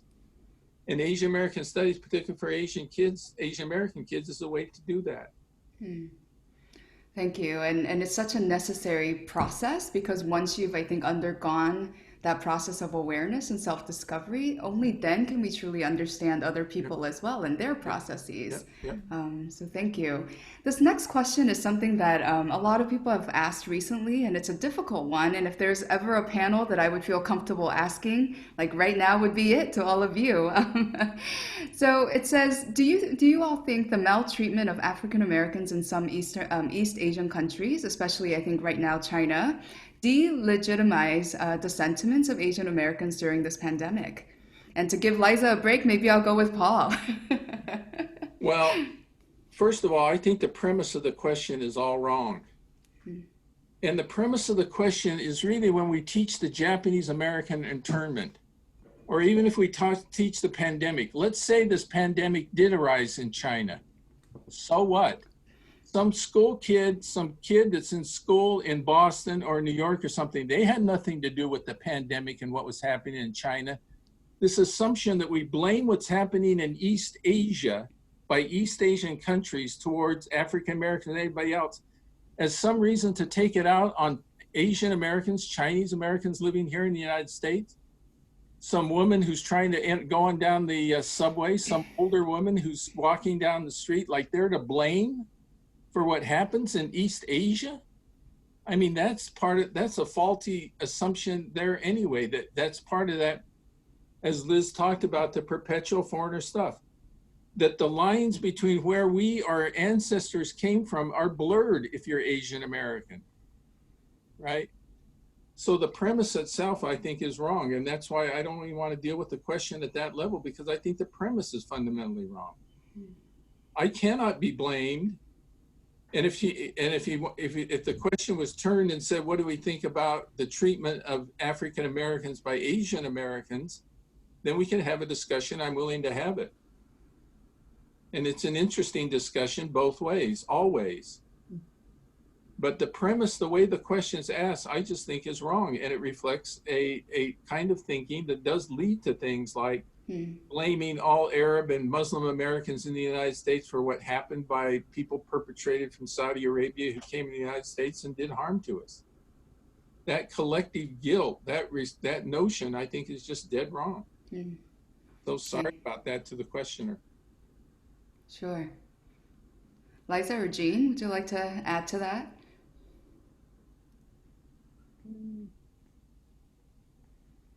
Not really. Can you repeat the question, actually? Sure. So they're asking if the state of what's happening to African Americans or Black Americans in Asian countries, specifically China, if that delegitimize our sentiments or the way we're talking about Asian American experiences right now. Oh, okay. I didn't get the question as clearly the first time. I'm in total agreement with Paul on that one. The question, that question has assumptions in it that need to be really laid out much more clearly for us to cut it apart and respond to it. Because I have to, when Paul was talking, I was also thinking that maybe this is the moment of actually knowing and understanding too, because I know we have an audience of people kind of listening to this, is that is one of the ways that, one of the most, maybe not the most, but one of the ways which is really, really hard for Asian Americans is this conflation, right, between Asian Americans, Asians in the US, Asians of any type. And I'm not just saying Chinese or East Asian, Asians in the US, and somehow conflate it with their sending countries. Yeah. You know, when we talk about people in the US who are of German heritage, Irish heritage, so on and so forth, when something happens, right, Germany and Ireland and so on, we don't immediately go, whoa, you know, like, what do you think, right? What about you, you know? What is this? We're not, you know, so something in the premise of that question, I agree with Paul. Right, and I think for me, it's obviously a really important issue and very crucial what's happening there. And yet it's I think the question of why are you asking that now in this context? And it kind of detracts, I think, from the issue at hand and takes away from perhaps what Asian Americans do experience, as if we need to kind of prove, you know, the need or even warrant such a conversation is valid. It's not about deserving this or that. It's about It's about human, you know, treatment of one another. When something is not right, or it's not right. You know, when something is dehumanizing somebody, whoever, is not right. Exactly. Somehow this tit for tat or kind of let's parse it out. Where does it? To what end is that? Even if we were to say yes or no, what does that really do? Doesn't change anything. Sure. Thank you, Liza. Yeah, so I'm just reading in the comments. I think there was a clarification about the question. So, and I'll speak from, I think we should, I would like to talk a lot about what's happening in the US in particular, but I think given that the question was a little bit reworded in the chat box, I think I got sent the news story too, right? Someone tagged me and was like, what do you think about this? And it was about the way in which Black migrants or immigrants or folks originally from Africa were treated kind of in southern China. And so, you know, I think I get tossed to that question by some people because they're like, because they know I do a lot of Asian anti-Blackness work, and they're like, what do you think about this, Liza? And I mean, I think people treating each other on racial biases and stereotypes and discrimination globally is not helpful. And I think about, why is that the article hitting the US, right? Like, so what are this, I think back to like why the 3M was created. Like, what is the strategy to try to continue the tension and fighting between Asian or Asian Americans and Black or African Black Americans? Like, I look at that as a strategic process and objective to continue this in-group fighting. So I think that, yeah, that's kind of, I think it's important for me because I've only lived in the US to contextualize that in the US, but I think that's what people are trying to get to when they bring that question up. Yeah. Yes, Who does that serve, right? Who does that serve finally? Yeah. Right, who does it serve? To what end? For whose benefit? It actually upholds, to me, it upholds white supremacy more. Sure, thank you. So there's another question. I have some Asian and Asian American friends who seem apathetic about racism and xenophobia that's been happening. Could you please explain possible reasons for why some Asians respond in such a lukewarm way to these issues? Liza, I see you having a reaction. No, because I'm not nice about it. That's okay. Oh, I'm gonna get in trouble. I mean, this is just, it's what I believe, because I'm so angry about the lies I was told for like the 24 years of my life, right? And so this anger that you're seeing is me being like, you stole 24 years of my life with me buying into proximity to whiteness and Asians as this model, and aren't we better than all these other people? Like, I was fed it, I ate it, I digested it, and I carried it on. Like, I was a product of that messaging. In the absence of critical Asian folks around me, in the absence of anything. And again, bless their hearts, my immigrant parents were trying to fit in. So they didn't provide us like a critical analysis of race in the United States. So, so I think as I continue to encounter the 18-year-old version of me all the time when I go to school. So, and I know my sister, who does a lot of kind of essay writing for colleges, confronts it as well. A number, it's not all, right? It's not all, but we run into lots of populations of young Asian Americans who enjoy distancing themselves from movements of color, from communities of color. I'll be even really specific around Black communities, Black struggle, Black issues. And I mean, I'll say for me in my younger years, it was about these feelings of not wanting to be associated or associating negative stereotypes and racial implications around Black and brown folks and not seeing myself as part of that. And I think that I was a perfect product of the white supremacy model. I was a perfect product of building tension and separation between myself and other communities. I was the exact thing that they wanted to produce.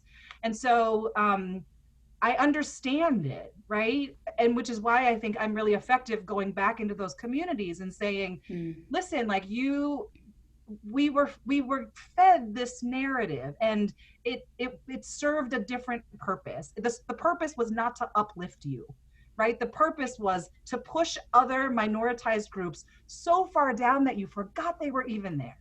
And so the conversations I'm having a lot with Asian Americans who, when I say they're kind of learning about this racist stuff now, is because they have been in many ways protected and sheltered because they're so far removed from the struggles of Black and brown people, right? Whether it's by design or by choice, they're so far removed from it that now they're starting to see, oh my gosh, there's actually similarities or things that we are experiencing. So even though I'm doing these webinars for Asian American students, like how to get through this time, my first slide is always, please understand that for generations, Black and brown people have been saying the things that you are experiencing now, that when they walk into an elevator, somebody leaves. When they walk on the sidewalk, someone crosses the street. When you walk into a room, people assume you've got something. And so I start with that, right, as a way to help them contextualize like what is happening in our world around us. And then we go into, and all the things you're experiencing are valid and real, and all the frustration and fear you have are valid and real. And so what do we need to do from there? But I am very much a product of successful white supremacy education. And so part of it is helping them to understand or learn for the first time ways in which that model was meant to distance and separate us from other communities. And so for a lot of them, you know, this is the first time that they're seeing that proximity to whiteness be very challenged. I forget which cute actor, like recently put out John Cho. Yes, thank you. John Cho wrote a great article about it. So if you need to hear it from someone famous, like there you go. But it was really, I think it was an important message about how have some of us bought into this false narrative of proximity to whiteness, and how is that being challenged and experienced today? Thank you. I mean, we've been considered off-white for a long time, and yet we know it doesn't come with any privileges. So thank you. Paul, would you like to add to that question? No, I'm like Liza. I'm sitting back and learning on this part. It's great to listen to her and others talk about this. Sure. See more questions. Let's get more questions from. Great. I would quickly recommend Racial Identity Development Theories. I think it perfectly explains students who might be kind of oblivious in stage 1. So I would recommend reading that. Let's see, yes, Jean? I just want to add something very little, tiny piece. And maybe because one person asked it I didn't read the question, but they said some of their good friends. I think, I mean, probably goes without saying. I think sometimes we also, because silence or kind of a kind of indifference, or I just don't want to get bothered, again, can be, it is most likely read as they're not interested. But we also know that you can't understand somebody's silence entirely. That if these are your friends and there is and they're your community and you care about them and you love them and you hope that you will continue with them, the first thing is to have the courage to begin to ask what's going on, hear the story, tell your story and hear their story, because we actually sometimes don't know what that silence is about.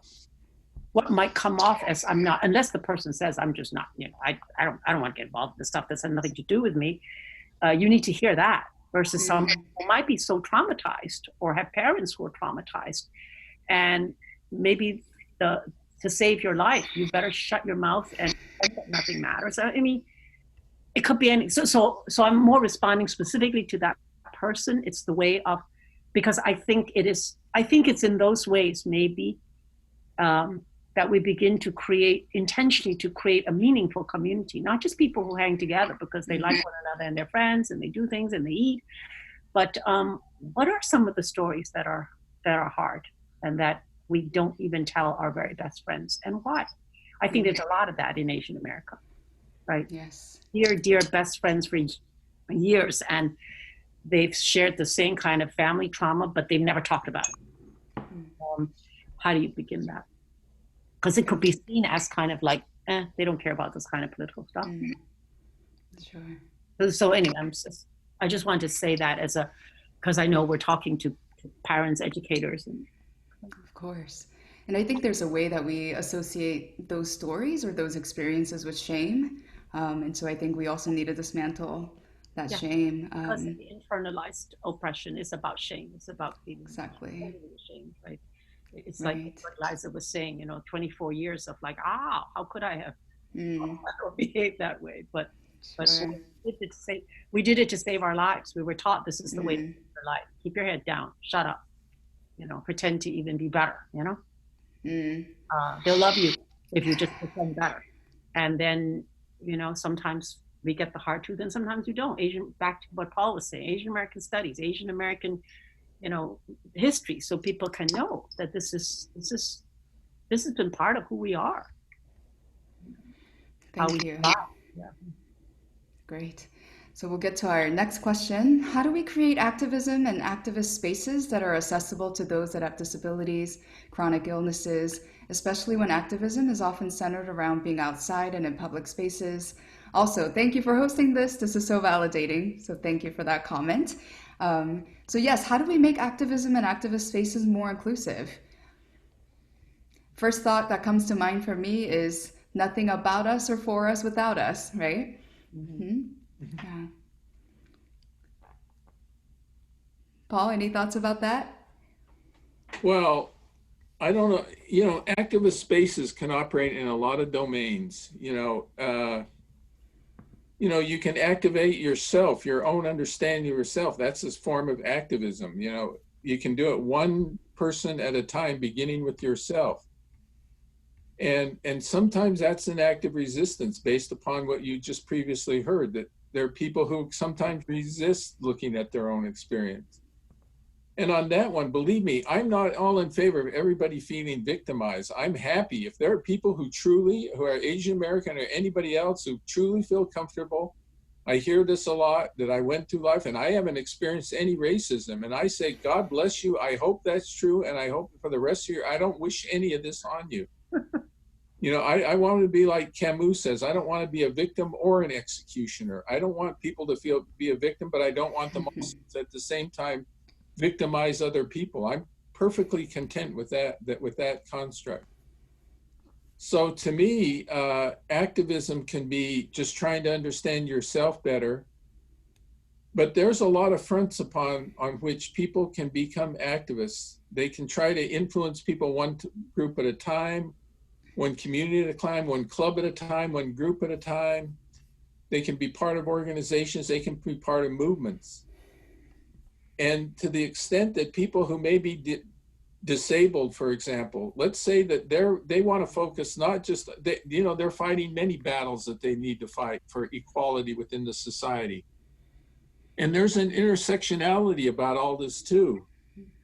By fighting for the rights of people who are disabled or challenged, you can be fighting a fight that speaks to what we're talking about here today.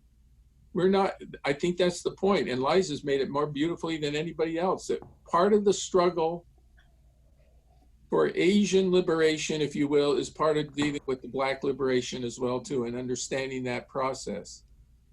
And to the extent that people who may be prejudiced against for a variety of reasons and fighting against that is a part of my struggle too. So I wouldn't feel like you got to compartmentalize this. Maybe this is the place where we begin this. We don't live our lives in silos. I am not just an Asian American. I'm a lot of other things. And so many of us are as individuals. It's the way in which we fit the pieces together that we're comfortable about it makes for the better life, the more understanding life for each of us as an individual, which is part of our goal. That and the society we within make the pieces fit together more comfortable. Thank you. We will get to one final question before I ask for some closing remarks from our panelists. But what do we do when the person in position of power, namely the president, says the ridiculous things that he says, and how do we respond, especially when someone else repeats that same sentiment or those exact words? Maybe we can just hear from one of you. Don't everybody jump at once. Jean, what do you think? Oh, I knew you were going to ask me. Well, I mean, in a way, it's very simple for me. You open your mouth and you speak against it, right? And it's contextual, depends on where you are, how you are, who it is. Do you want to get yourself killed in a particular moment? I mean, those are all. So, but what I'm saying is that if that's what I understand the question to be, when you hear this kind of thing, when it's repeated, when it just comes at you, it's about resistance. I mean, and depending on context, you do different things. But you don't do nothing. And I know that sounds kind of exhausting. But if everybody, well, maybe we should put it this way, if every single person took it seriously that they hear that kind of stuff and can speak against it, right? We'd be hearing a lot more against it than this moment. So maybe what I'm trying to say is that there are some things we think about and it exhausts us immediately because it feels, but at the same time, it's exhausting because there is so much silence and kind of, this kind of collusion with it, because everybody's saying, oh my God, I listened to some of these, there are these top interview shows or whatever, in the morning. People throw out a lot of this stuff, but almost never does it come to a pause and say, how would you want to respond to that? I want you to say something right now. What are you going to say? How do we actually, because we tend to almost sensationalize, oh my God, he said this, and they're saying, look at that. Yes, that's important to know, right? Because we don't know that. We don't know what the situation is. But once we've heard that. We don't need to hear it again and again. It becomes at the personal, interpersonal, whatever our sphere of influence is level. How do we deal with it? If you're a mom with your own kids, if it's with children, if it's with whoever is around you, it's if you're a writer, if you're an artist, if you're somebody who has a platform where you can be heard, you can't do it all by yourself. It's how do you like engage? How do you pull people together to do this? So I feel like the sky is the limit there. But I feel like community is important, because the more we have people around us who are drumming and talking and saying, we got to do something, let's do it, you do it, we'll do it. If we're all alone sitting there going, oh my God, that again, we tend to go, oh, not right now. I just can't deal with this right now. So I think staying in touch with a vibrant community. And also the other thing I want to say, I haven't been reading some of the questions, is that we also don't have to reinvent the wheel all the time. That in Boston, for example, almost anywhere, organizations and a lot on the ground things already exist, right? So if you're feeling like, I don't really know what to do, do a little bit of connecting, and maybe start by connecting with the group and groups that are trying to do something. Maybe there's a group of school teachers somewhere that, it's about not standing still. It's about saying, I'm going to do something, and then keeping yourself doing that. So I think that that's easier when you have a community of people of going, hey, we were going to do something about that, right? So I don't know if that really answers the question, but I just want to push back. I would push back. I would continue to push back. That's a very short and pragmatic answer, which is life is short. We have scarce resources and time. And so to deal with somebody like Trump, we could spend a lot of time trying to change his views and those of people who support his views. But I'm saying that's not the best use of scarce resources and time. So the best use of scarce resources and time is to confront his and his followers' power with countervailing power, to organize and to activate other people who will confront that power and hopefully overtake it. And one of the ways you do that in a democratic society is through elections. It's not the only way, but it's one of the ways, and that's where you concentrate your efforts. I wouldn't spend 20 minutes trying to change his point of view, frankly. I would try to spend much more of my time trying to remove him. And that's, I must say, that's a very practical answer that may not be, it's a political answer. Maybe it's not the one that a caring educator should do, but that's my suggestion. Thank you. I've never felt such catharsis in my life. Yes, Liza. Yeah, no, those are all great answers. So I think what's been interesting that's happened in the past few months is like, I'm not on campus anymore. I'm not going to different schools. All of my interactions are like Facebook. And so when it all happened, right, people were passing around articles, and admittedly, I'm one of those people that really culls my Facebook. It tends to be people who sound like me and think like me, totally guilty. And so every article that I've been seeing are people denouncing the use of Chinese virus and all that. Every once in a while, and I'm not advocating for getting into Facebook arguments or Twitter battles, I don't find those helpful, but that's just the only method of communication that I'm engaged in right now. So there have been times, I use this phrase a lot when I do presentations, like, go get your people, right? So if I see like a white woman writing about it, I tap another white woman who's like, I can't wait to be an ally. And I'm like, well, go get your girl, because saying some really messed up stuff about the Chinese virus that I don't have a relationship with her. I don't have anything. Like, here you go, allies. Like, here's the moment you've been waiting for. So I do have like this group of like, I'll just like white folks who are waiting to do something. And so I start like messing with them. I'm like, oh, here's one of your people. Like, go get them. Go tell them that not to use this language. So I don't waste a lot of time with it, because I just find that it's not helpful to me to engage in the response and the comments back and forth. But I do think there are certain insider identities that get much further than I ever would about addressing that. So that's what I did. And truthfully, I think of the white folks who I did kind of activate at that moment, they felt like they did something. Like they felt like they contributed to something. I have to imagine that their folks weren't all like right-wing people, but I worry more about like the folks in the middle who could kind of swing either way. Yeah. I'm never gonna totally like convince a right-wing super Trumper, but I don't know, there's folks in the middle who could vote a particular way. So I spend a little bit of time in there, but I really try to activate other allies to do some of that work. Thank you. So in conclusion, I would love for us to literally limit to one sentence, just your final words to our audience in one sentence. And whoever would like to go first.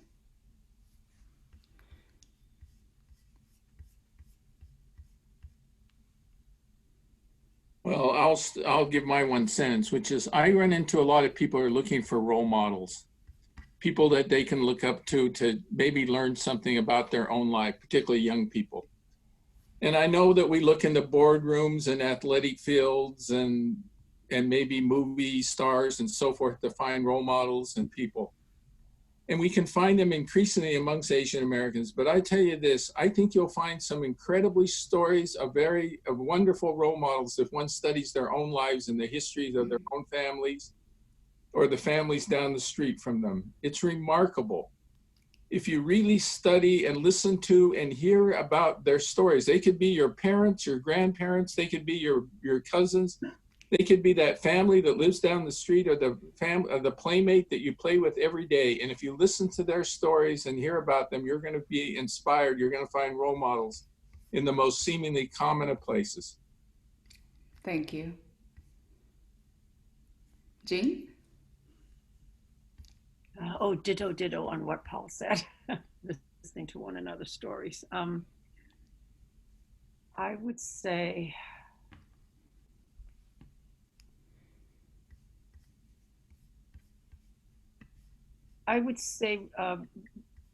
take a risk and go beyond your comfort zone to connect up, to engage something that makes a difference, right, in this moment and in the long run, that makes you feel uncomfortable, that you feel, I don't know if I can, or I'll just take a risk to do that. And more than anything, I also want to say that I think there has been a lot of caring that this moment has created too in our communities and interpersonally with one another.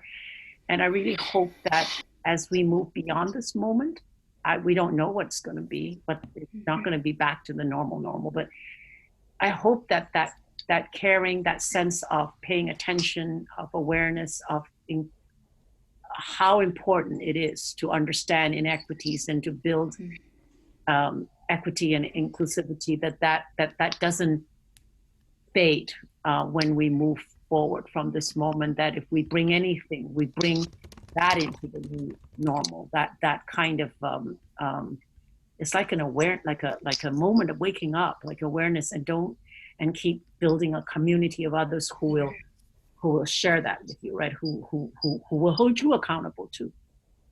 Awesome. Thank you. And Liza? And I'll just say you've been, whether you're watching this live or the recording, you've been in community with over 200 people who are interested in this topic or want to do something. So stay in community, whatever that means. And if you're in community with yourself or you're processing this, ask yourself, what do I do now? What is supposed to happen from this? And set an action, a small action, a big action, but don't let this just be an academic exercise for the past 2 hours. What does this look like in real time, in your humanity, in your life?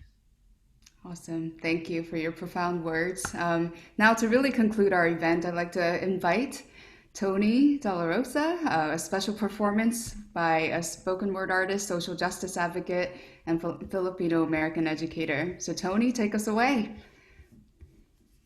Hey y'all, so I'm coming in from Miami and I'm very humbled to be here. I'm gonna share this poem called Isang Bagsak as Verb.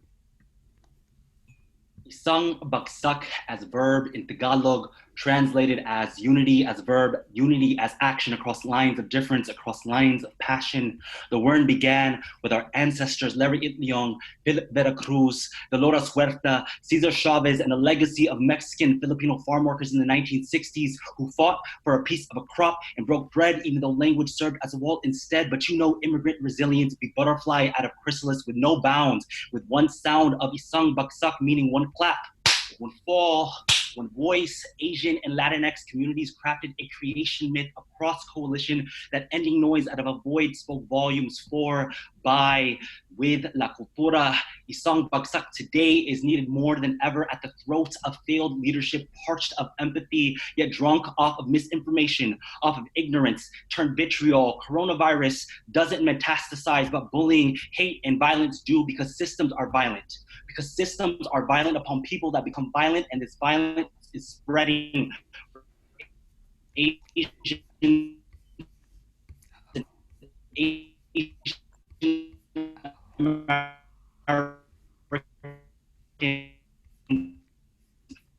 Uh-oh, I think he may have. Is it just me or is it everyone? Everyone. Uh-oh, Tony? Tony, you're breaking up. Kind of hear it. I'm hopeful. Come on.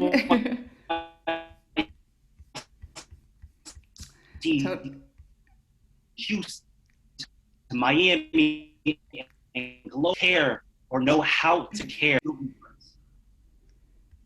Hello, can you hear me? Hello. Thanks, Tony. Unfortunately, I think it broke up for a little bit there, but I think we got the main gist and the strong message that we're in this together. Again, a deep and sincere thank you to our panelists. Thank you for your time, your transparency, your passion, and really your enlightenment, all of that. We've really benefited a lot from being here. I also saw many of the requests for more resources.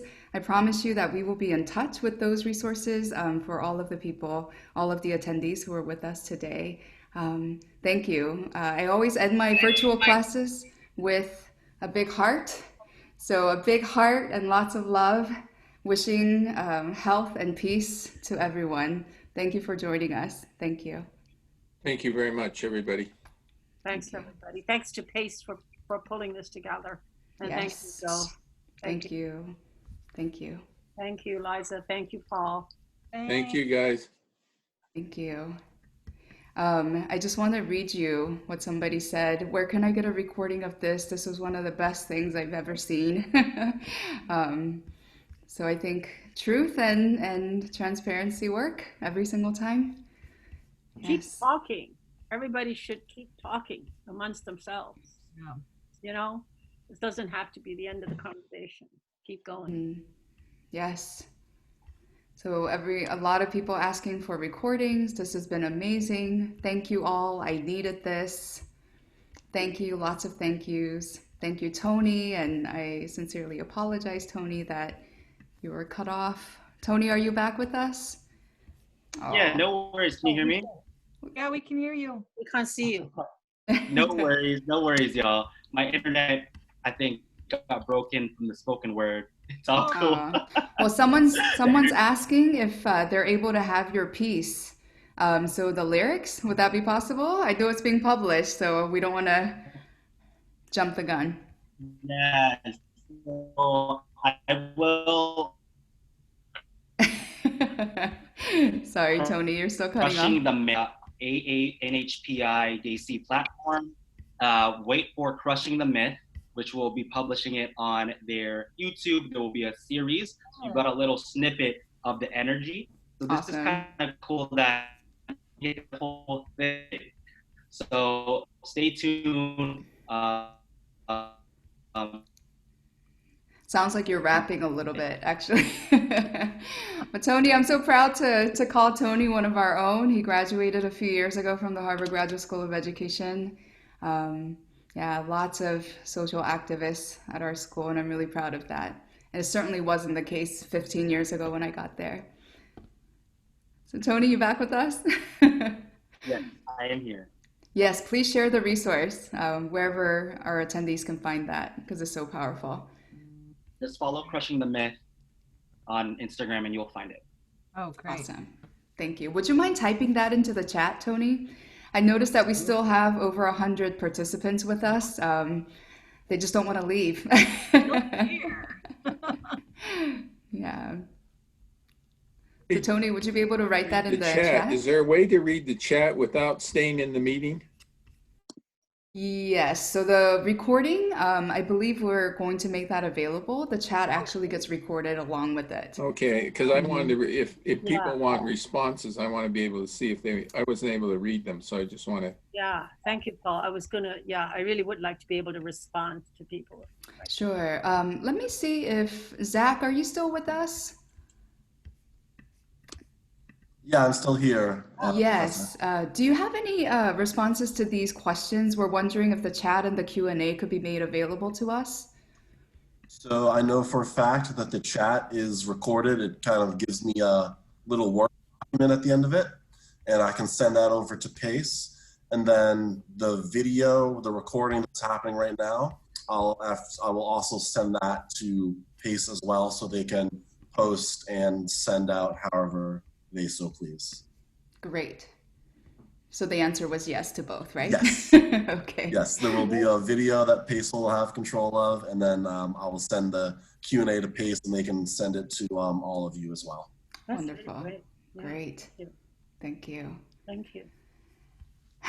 Nobody wants to go, Joe. I feel like a lot of the folks who may have logged on are in the School of Ed or in like teacher prep programs. Like, does that tend to be the profile of who might have logged on? I think so. You're affiliated, yeah. Right, exactly, especially because of HGSE. For those folks who are still on, I was going to make some announcements about other events that are happening if you want more spaces to be able to have, related conversations. I will copy some of those links into the chat. And I would also invite the panelists too, if you also are aware of different events. I think someone had asked if any of the panelists are speaking at subsequent events. And so if you are, please let's share. Do you want us to send it to you, or do you want us to? Yeah, if you happen to have it accessible now, I think the chat box would be great. But if not, you're welcome to send it to me as well. I wouldn't know the time, but something's coming up with the Malden community, I think. Oh, great. The 14th or something. So we'll just send those to you. Sounds good. I also wanted to mention PBS is rolling out Asian Americans, a really exciting documentary, I think. And so I will also copy a link on that as well. Yeah. In fact, right now at 8 o'clock, they're having a town hall related to the PBS documentaries. Oh. Yeah. I'm gonna throw into the chat. So I mentioned I've been doing a lot of like panels in collaboration with Black educators. And so I think we touched on it a little bit here, but what does it mean to be in Black and Asian solidarity and community? So I just put a great podcast that was initiated by 2 Black teachers about what does solidarity look like for our communities in the age of COVID. Great. Super. So that will come to us through the chat. Yeah. Yes, we will make this available. Josephine, I had an op-ed piece in the Globe. Should I send that to you? Yes, please. Yes. Should I Google it really quickly and put in the link? Yeah, it was called Coughing While Asian. It appeared a couple weeks ago. What was it called? Coughing While Asian. I saw this. Yes. Yeah. Here it is. I will put in the link. Oh my Gosh, that was a great article. Fantastic. Yep. And this is that article right here. Yeah, so good. I wonder if there's a free version. I know we may have to subscribe to Boston I can Globe. send it. If not, I can send it to you as a PDF too. Oh, perfect. Even better. Right. But usually they let you get by the wall with at least the first couple free. I may have exhausted the free ones, but yeah. Well, yeah. Great. I can send you a PDF version if you want. Oh, wonderful. Please. And we'll get it to the hands of people. Right. Great. Yeah, another person commented the same thing. They've exhausted the limit on the globe. Okay. Oh, somebody else says you can get around the article limit by saving to Pocket. I've never heard of that, but thank you. See the benefits of staying People on. are fast. We still have 77 people with us. It's amazing. That's amazing. I think they want to stay up all night with us. Can I ask you what it felt like to be here today and to talk about the things that we did? I'm going to start because at first, when I saw that Dr. Watanabe and Dr. Wu were on this, I was like, you guys are asking in the wrong Toulousan. Like, you don't mean me. And I kept posting, like, I really think they have the wrong person. So I'm so grateful. I mean, Paul, I see you at UMass, but to be in this virtual room with the two of you is unbelievable. I'm so grateful. Yes. The whole time. I really use the word, and I mean starstruck in the most respectful ways, but to be in this space with the two of you is like wonderfully overwhelming. So I'm just happy to be here with you. I did at one point, I was just listening to you and I was like, oh shit, I'm supposed to be saying something. Truly. I second everything Liza has said. I thought they don't need a moderator, but hey, I just want to be with them, so I'll show up. It felt very, very, very good. It felt, yes, the usual nervousness in the beginning, and wish we could see all the audience, right? See all the people and have this conversation. I know that's not possible, but it felt, it just felt like a conversation that is so important that we don't often have we talk about it, amongst people we know, and sometimes in our work we write, we do articles, we pontificate somewhere to somebody, but it's but it feels like this is so important to do, because it's an opportunity to pull so many emotions and feelings and people who are concerned and want to, and people maybe who feel lost, in the midst of all of this. It provides a place. I hope, that's why I'm so glad that the chat stuff is available. Anything like this, to me, holds moments. There's a Chinese Canadian scholar who writes about this, about being in diaspora, and talks about these spaces provide miracles of connection, right? That we are all scattered and we're all in diaspora. We are all of different, Asian diaspora particularly, so diverse. So, but these moments, we don't know who's really there. We don't really know one another very well, but you never know in this gathering. And when you speak from the heart and speak with passion and compassion about what you care about, right? What needs to be cared about. You're talking about justice issues. The miracles of connection that happen, and those then live on and create new communities. I think this is how Asian American diaspora maybe has survived and will continue to survive and thrive. I hope so no, I feel very actually appreciative, very grateful that you called us together, or Pace called us together. Yeah, let me share that. I do a lot of these, and nothing quite like this has sort of called upon the head, the heart, and the gut quite so effectively as this. It's almost like you were I think maybe you were a therapist there. Yes. And maybe I should have been more, but you know, I thought it'd be a much more intellectual exercise, much more standard sort of trying to teach the tropes about Asian American studies and history and so forth. And it was much less of that. And I think, at least I think you sucked us in the beginning to think about things in a different way. And I thought it was very, very effective, you know. I felt myself less talking about an Asian American scholar as an Asian American person. And that was pretty, wow, that's powerful. Respect. Yes. Absolutely. Yes, yes. I want to share, you know, now, Paul, when I was like so into when you mentioned about your grandchild and how they had put in chalk, like, be yourself. And I think why I was struggling with an answer for that, it emerged for me later on in the conversation, was because I had no idea who I was. Like, I didn't know who myself was for so long. Like, to have an 8-year-old be able to say that, I think, like, at 8 years old, I don't know if I would have had the language or the capacity or the things. I feel like I spent so much of my life trying to not be Asian to be myself is so much harder to grasp than it should be. I spent so many years dyeing my hair blonde and wearing blue eyeshadow and trying to fit in with white friends and getting mad at my mom for packing me chicken adobo and just pack me peanut butter and fluff because that's what the Americans ate. And mind you, like, I'm totally American.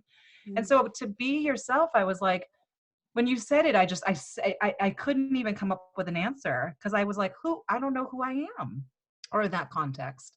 So profound. Please pass the words on to your grandchild. How stumped they made me. It was really beautiful. Yeah, I thought I did. I simply told her I thought it was brilliant. I sent her, I saw it on Facebook and she had put it there.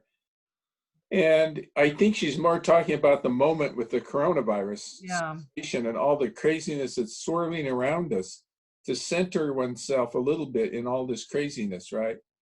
Yeah. And I think that's where you're going to get strength in this situation. Even if you're an 8-year-old kid, right? You're trying to figure it all out, and you got to just rely upon yourself as the greatest sort of resource to draw from. And I think that's pretty cool. Yeah, it's really amazing. Can she be friends with my 8-year-old, please? And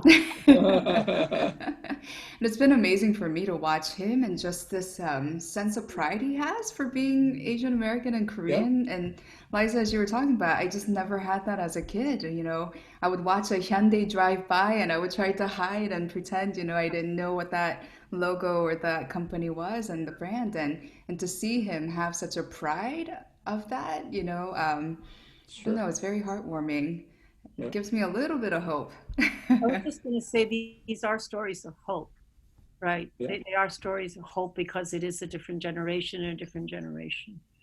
And that's why I think that who we are and what we pass on is really important. You know, you're a different parent for your child in a different context than your parents were or could be for you in their context, you know? Right. I think of the parents who had to keep their mouths sewn shut and lower their heads, do it and survive. And so a generation, you know, struggles with that. And maybe there is hope. One thing that goes all the way back to that video that you played at the beginning. What struck me was, I don't know that in all of my days, a mother, an Asian, to me, that was not an Asian American mother that I imagined. Because an Asian American mother, Asian American mother would be like, don't make any trouble, you know. It's like, right. What to say? I mean, she said it with such, you know, and it made all the difference, right? If that's not right, if that happens, you tell me, you tell your teachers, you know. So it is. Something is a little different and so we need to. But each of those items, each of those little moments, I think we need to kind of begin the weaving of them into a new curriculum of being, right, for Asian American generations, right? How do we teach? How do we nurture the 8-year-olds right now who are in Asian America, especially through this particular moment? Think of Liza and her work in schools, but all of us, we're interacting with the world all the time, you know. So no, it is hope. It is about hope. Yeah. So I, you know, again, I think like lots of Asian or probably Asian Americans had that moment, right, in school where some kid mocked a Chinese language, right? We kind of all know what that sounds like.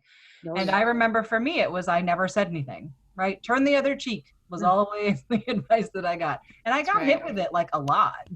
I got hit with it a lot. And so my 8-year-old, well, he was probably around 8 at the time, had come home, and we live in a predominantly Black city. And so he had said, oh my gosh, Mom, like, guess what happened today? And he said, someone in my class to him said that thing. And I remember thinking, like, I wanted to say, like, so did you just ignore him? Like, that was really my reaction. And so I was like, so what did you do? And he goes, I told him, A, he's not even actually speaking Chinese, and B, that's racist. And I was like, wow. A, and also horrified that little kids are still doing that. Like, what the, like, why are you still doing that? But B, what a very different answer. And I don't think I taught him that answer. We didn't practice what to say when kids say that to you. Like, it didn't even occur to me. And so I do feel like younger people are getting a different message than what I got, or at least my kids are getting a different message, whether explicit or kind of, you know, bypassing them. But yeah, it's different. It gives me some hope that something can be different. Something can change if that's a small piece of evidence from it. Still a lot of hard work to do, though. Yeah. Hard work. Yeah. Wow, we still have 46 people still with us. I wish we could invite them in to hear their thoughts. I wish we could too. They can't participate. I know. Just through the chat, right? Unfortunately. I know. But I think this also shows just how hungry we are for these spaces. Yeah. And, you know, honestly, I've been a part of a few webinars, and, you know, it's centered around presentations, and I just felt like we just needed a heart-to-heart, some vulnerable stories, and, you know, watching real people kind of embody what we're going through. I think that was important. So thank you for going there with me. We aren't leaving until you do. Oh. And there is another town hall happening right now. So that's true. Yes. Yeah. Let me see if I can find information about that. I think it was in the. So unfortunately, we're going to have to close out the webinar. Sure. Pretty amazing. Stay forever, people. Yes. Oh, thank you so much. Thank you. All conversations to come then, right? Definitely. And by the way, I was the one that recommended all 3 of you, so I'm so excited it worked out. Yeah, thank you. Thank you very much. Thank you so much. I go way back, but Liza, I think I know your sister well. You do know my sister. She knows you very well. And her fantastic book. Yeah, I mean, she and I go back a long time, and Paul and I go back, but I don't know you, and I'm so lucky to have met you today. Thank you. Same here. Awesome. Let's stay in touch. Yes. Thank you.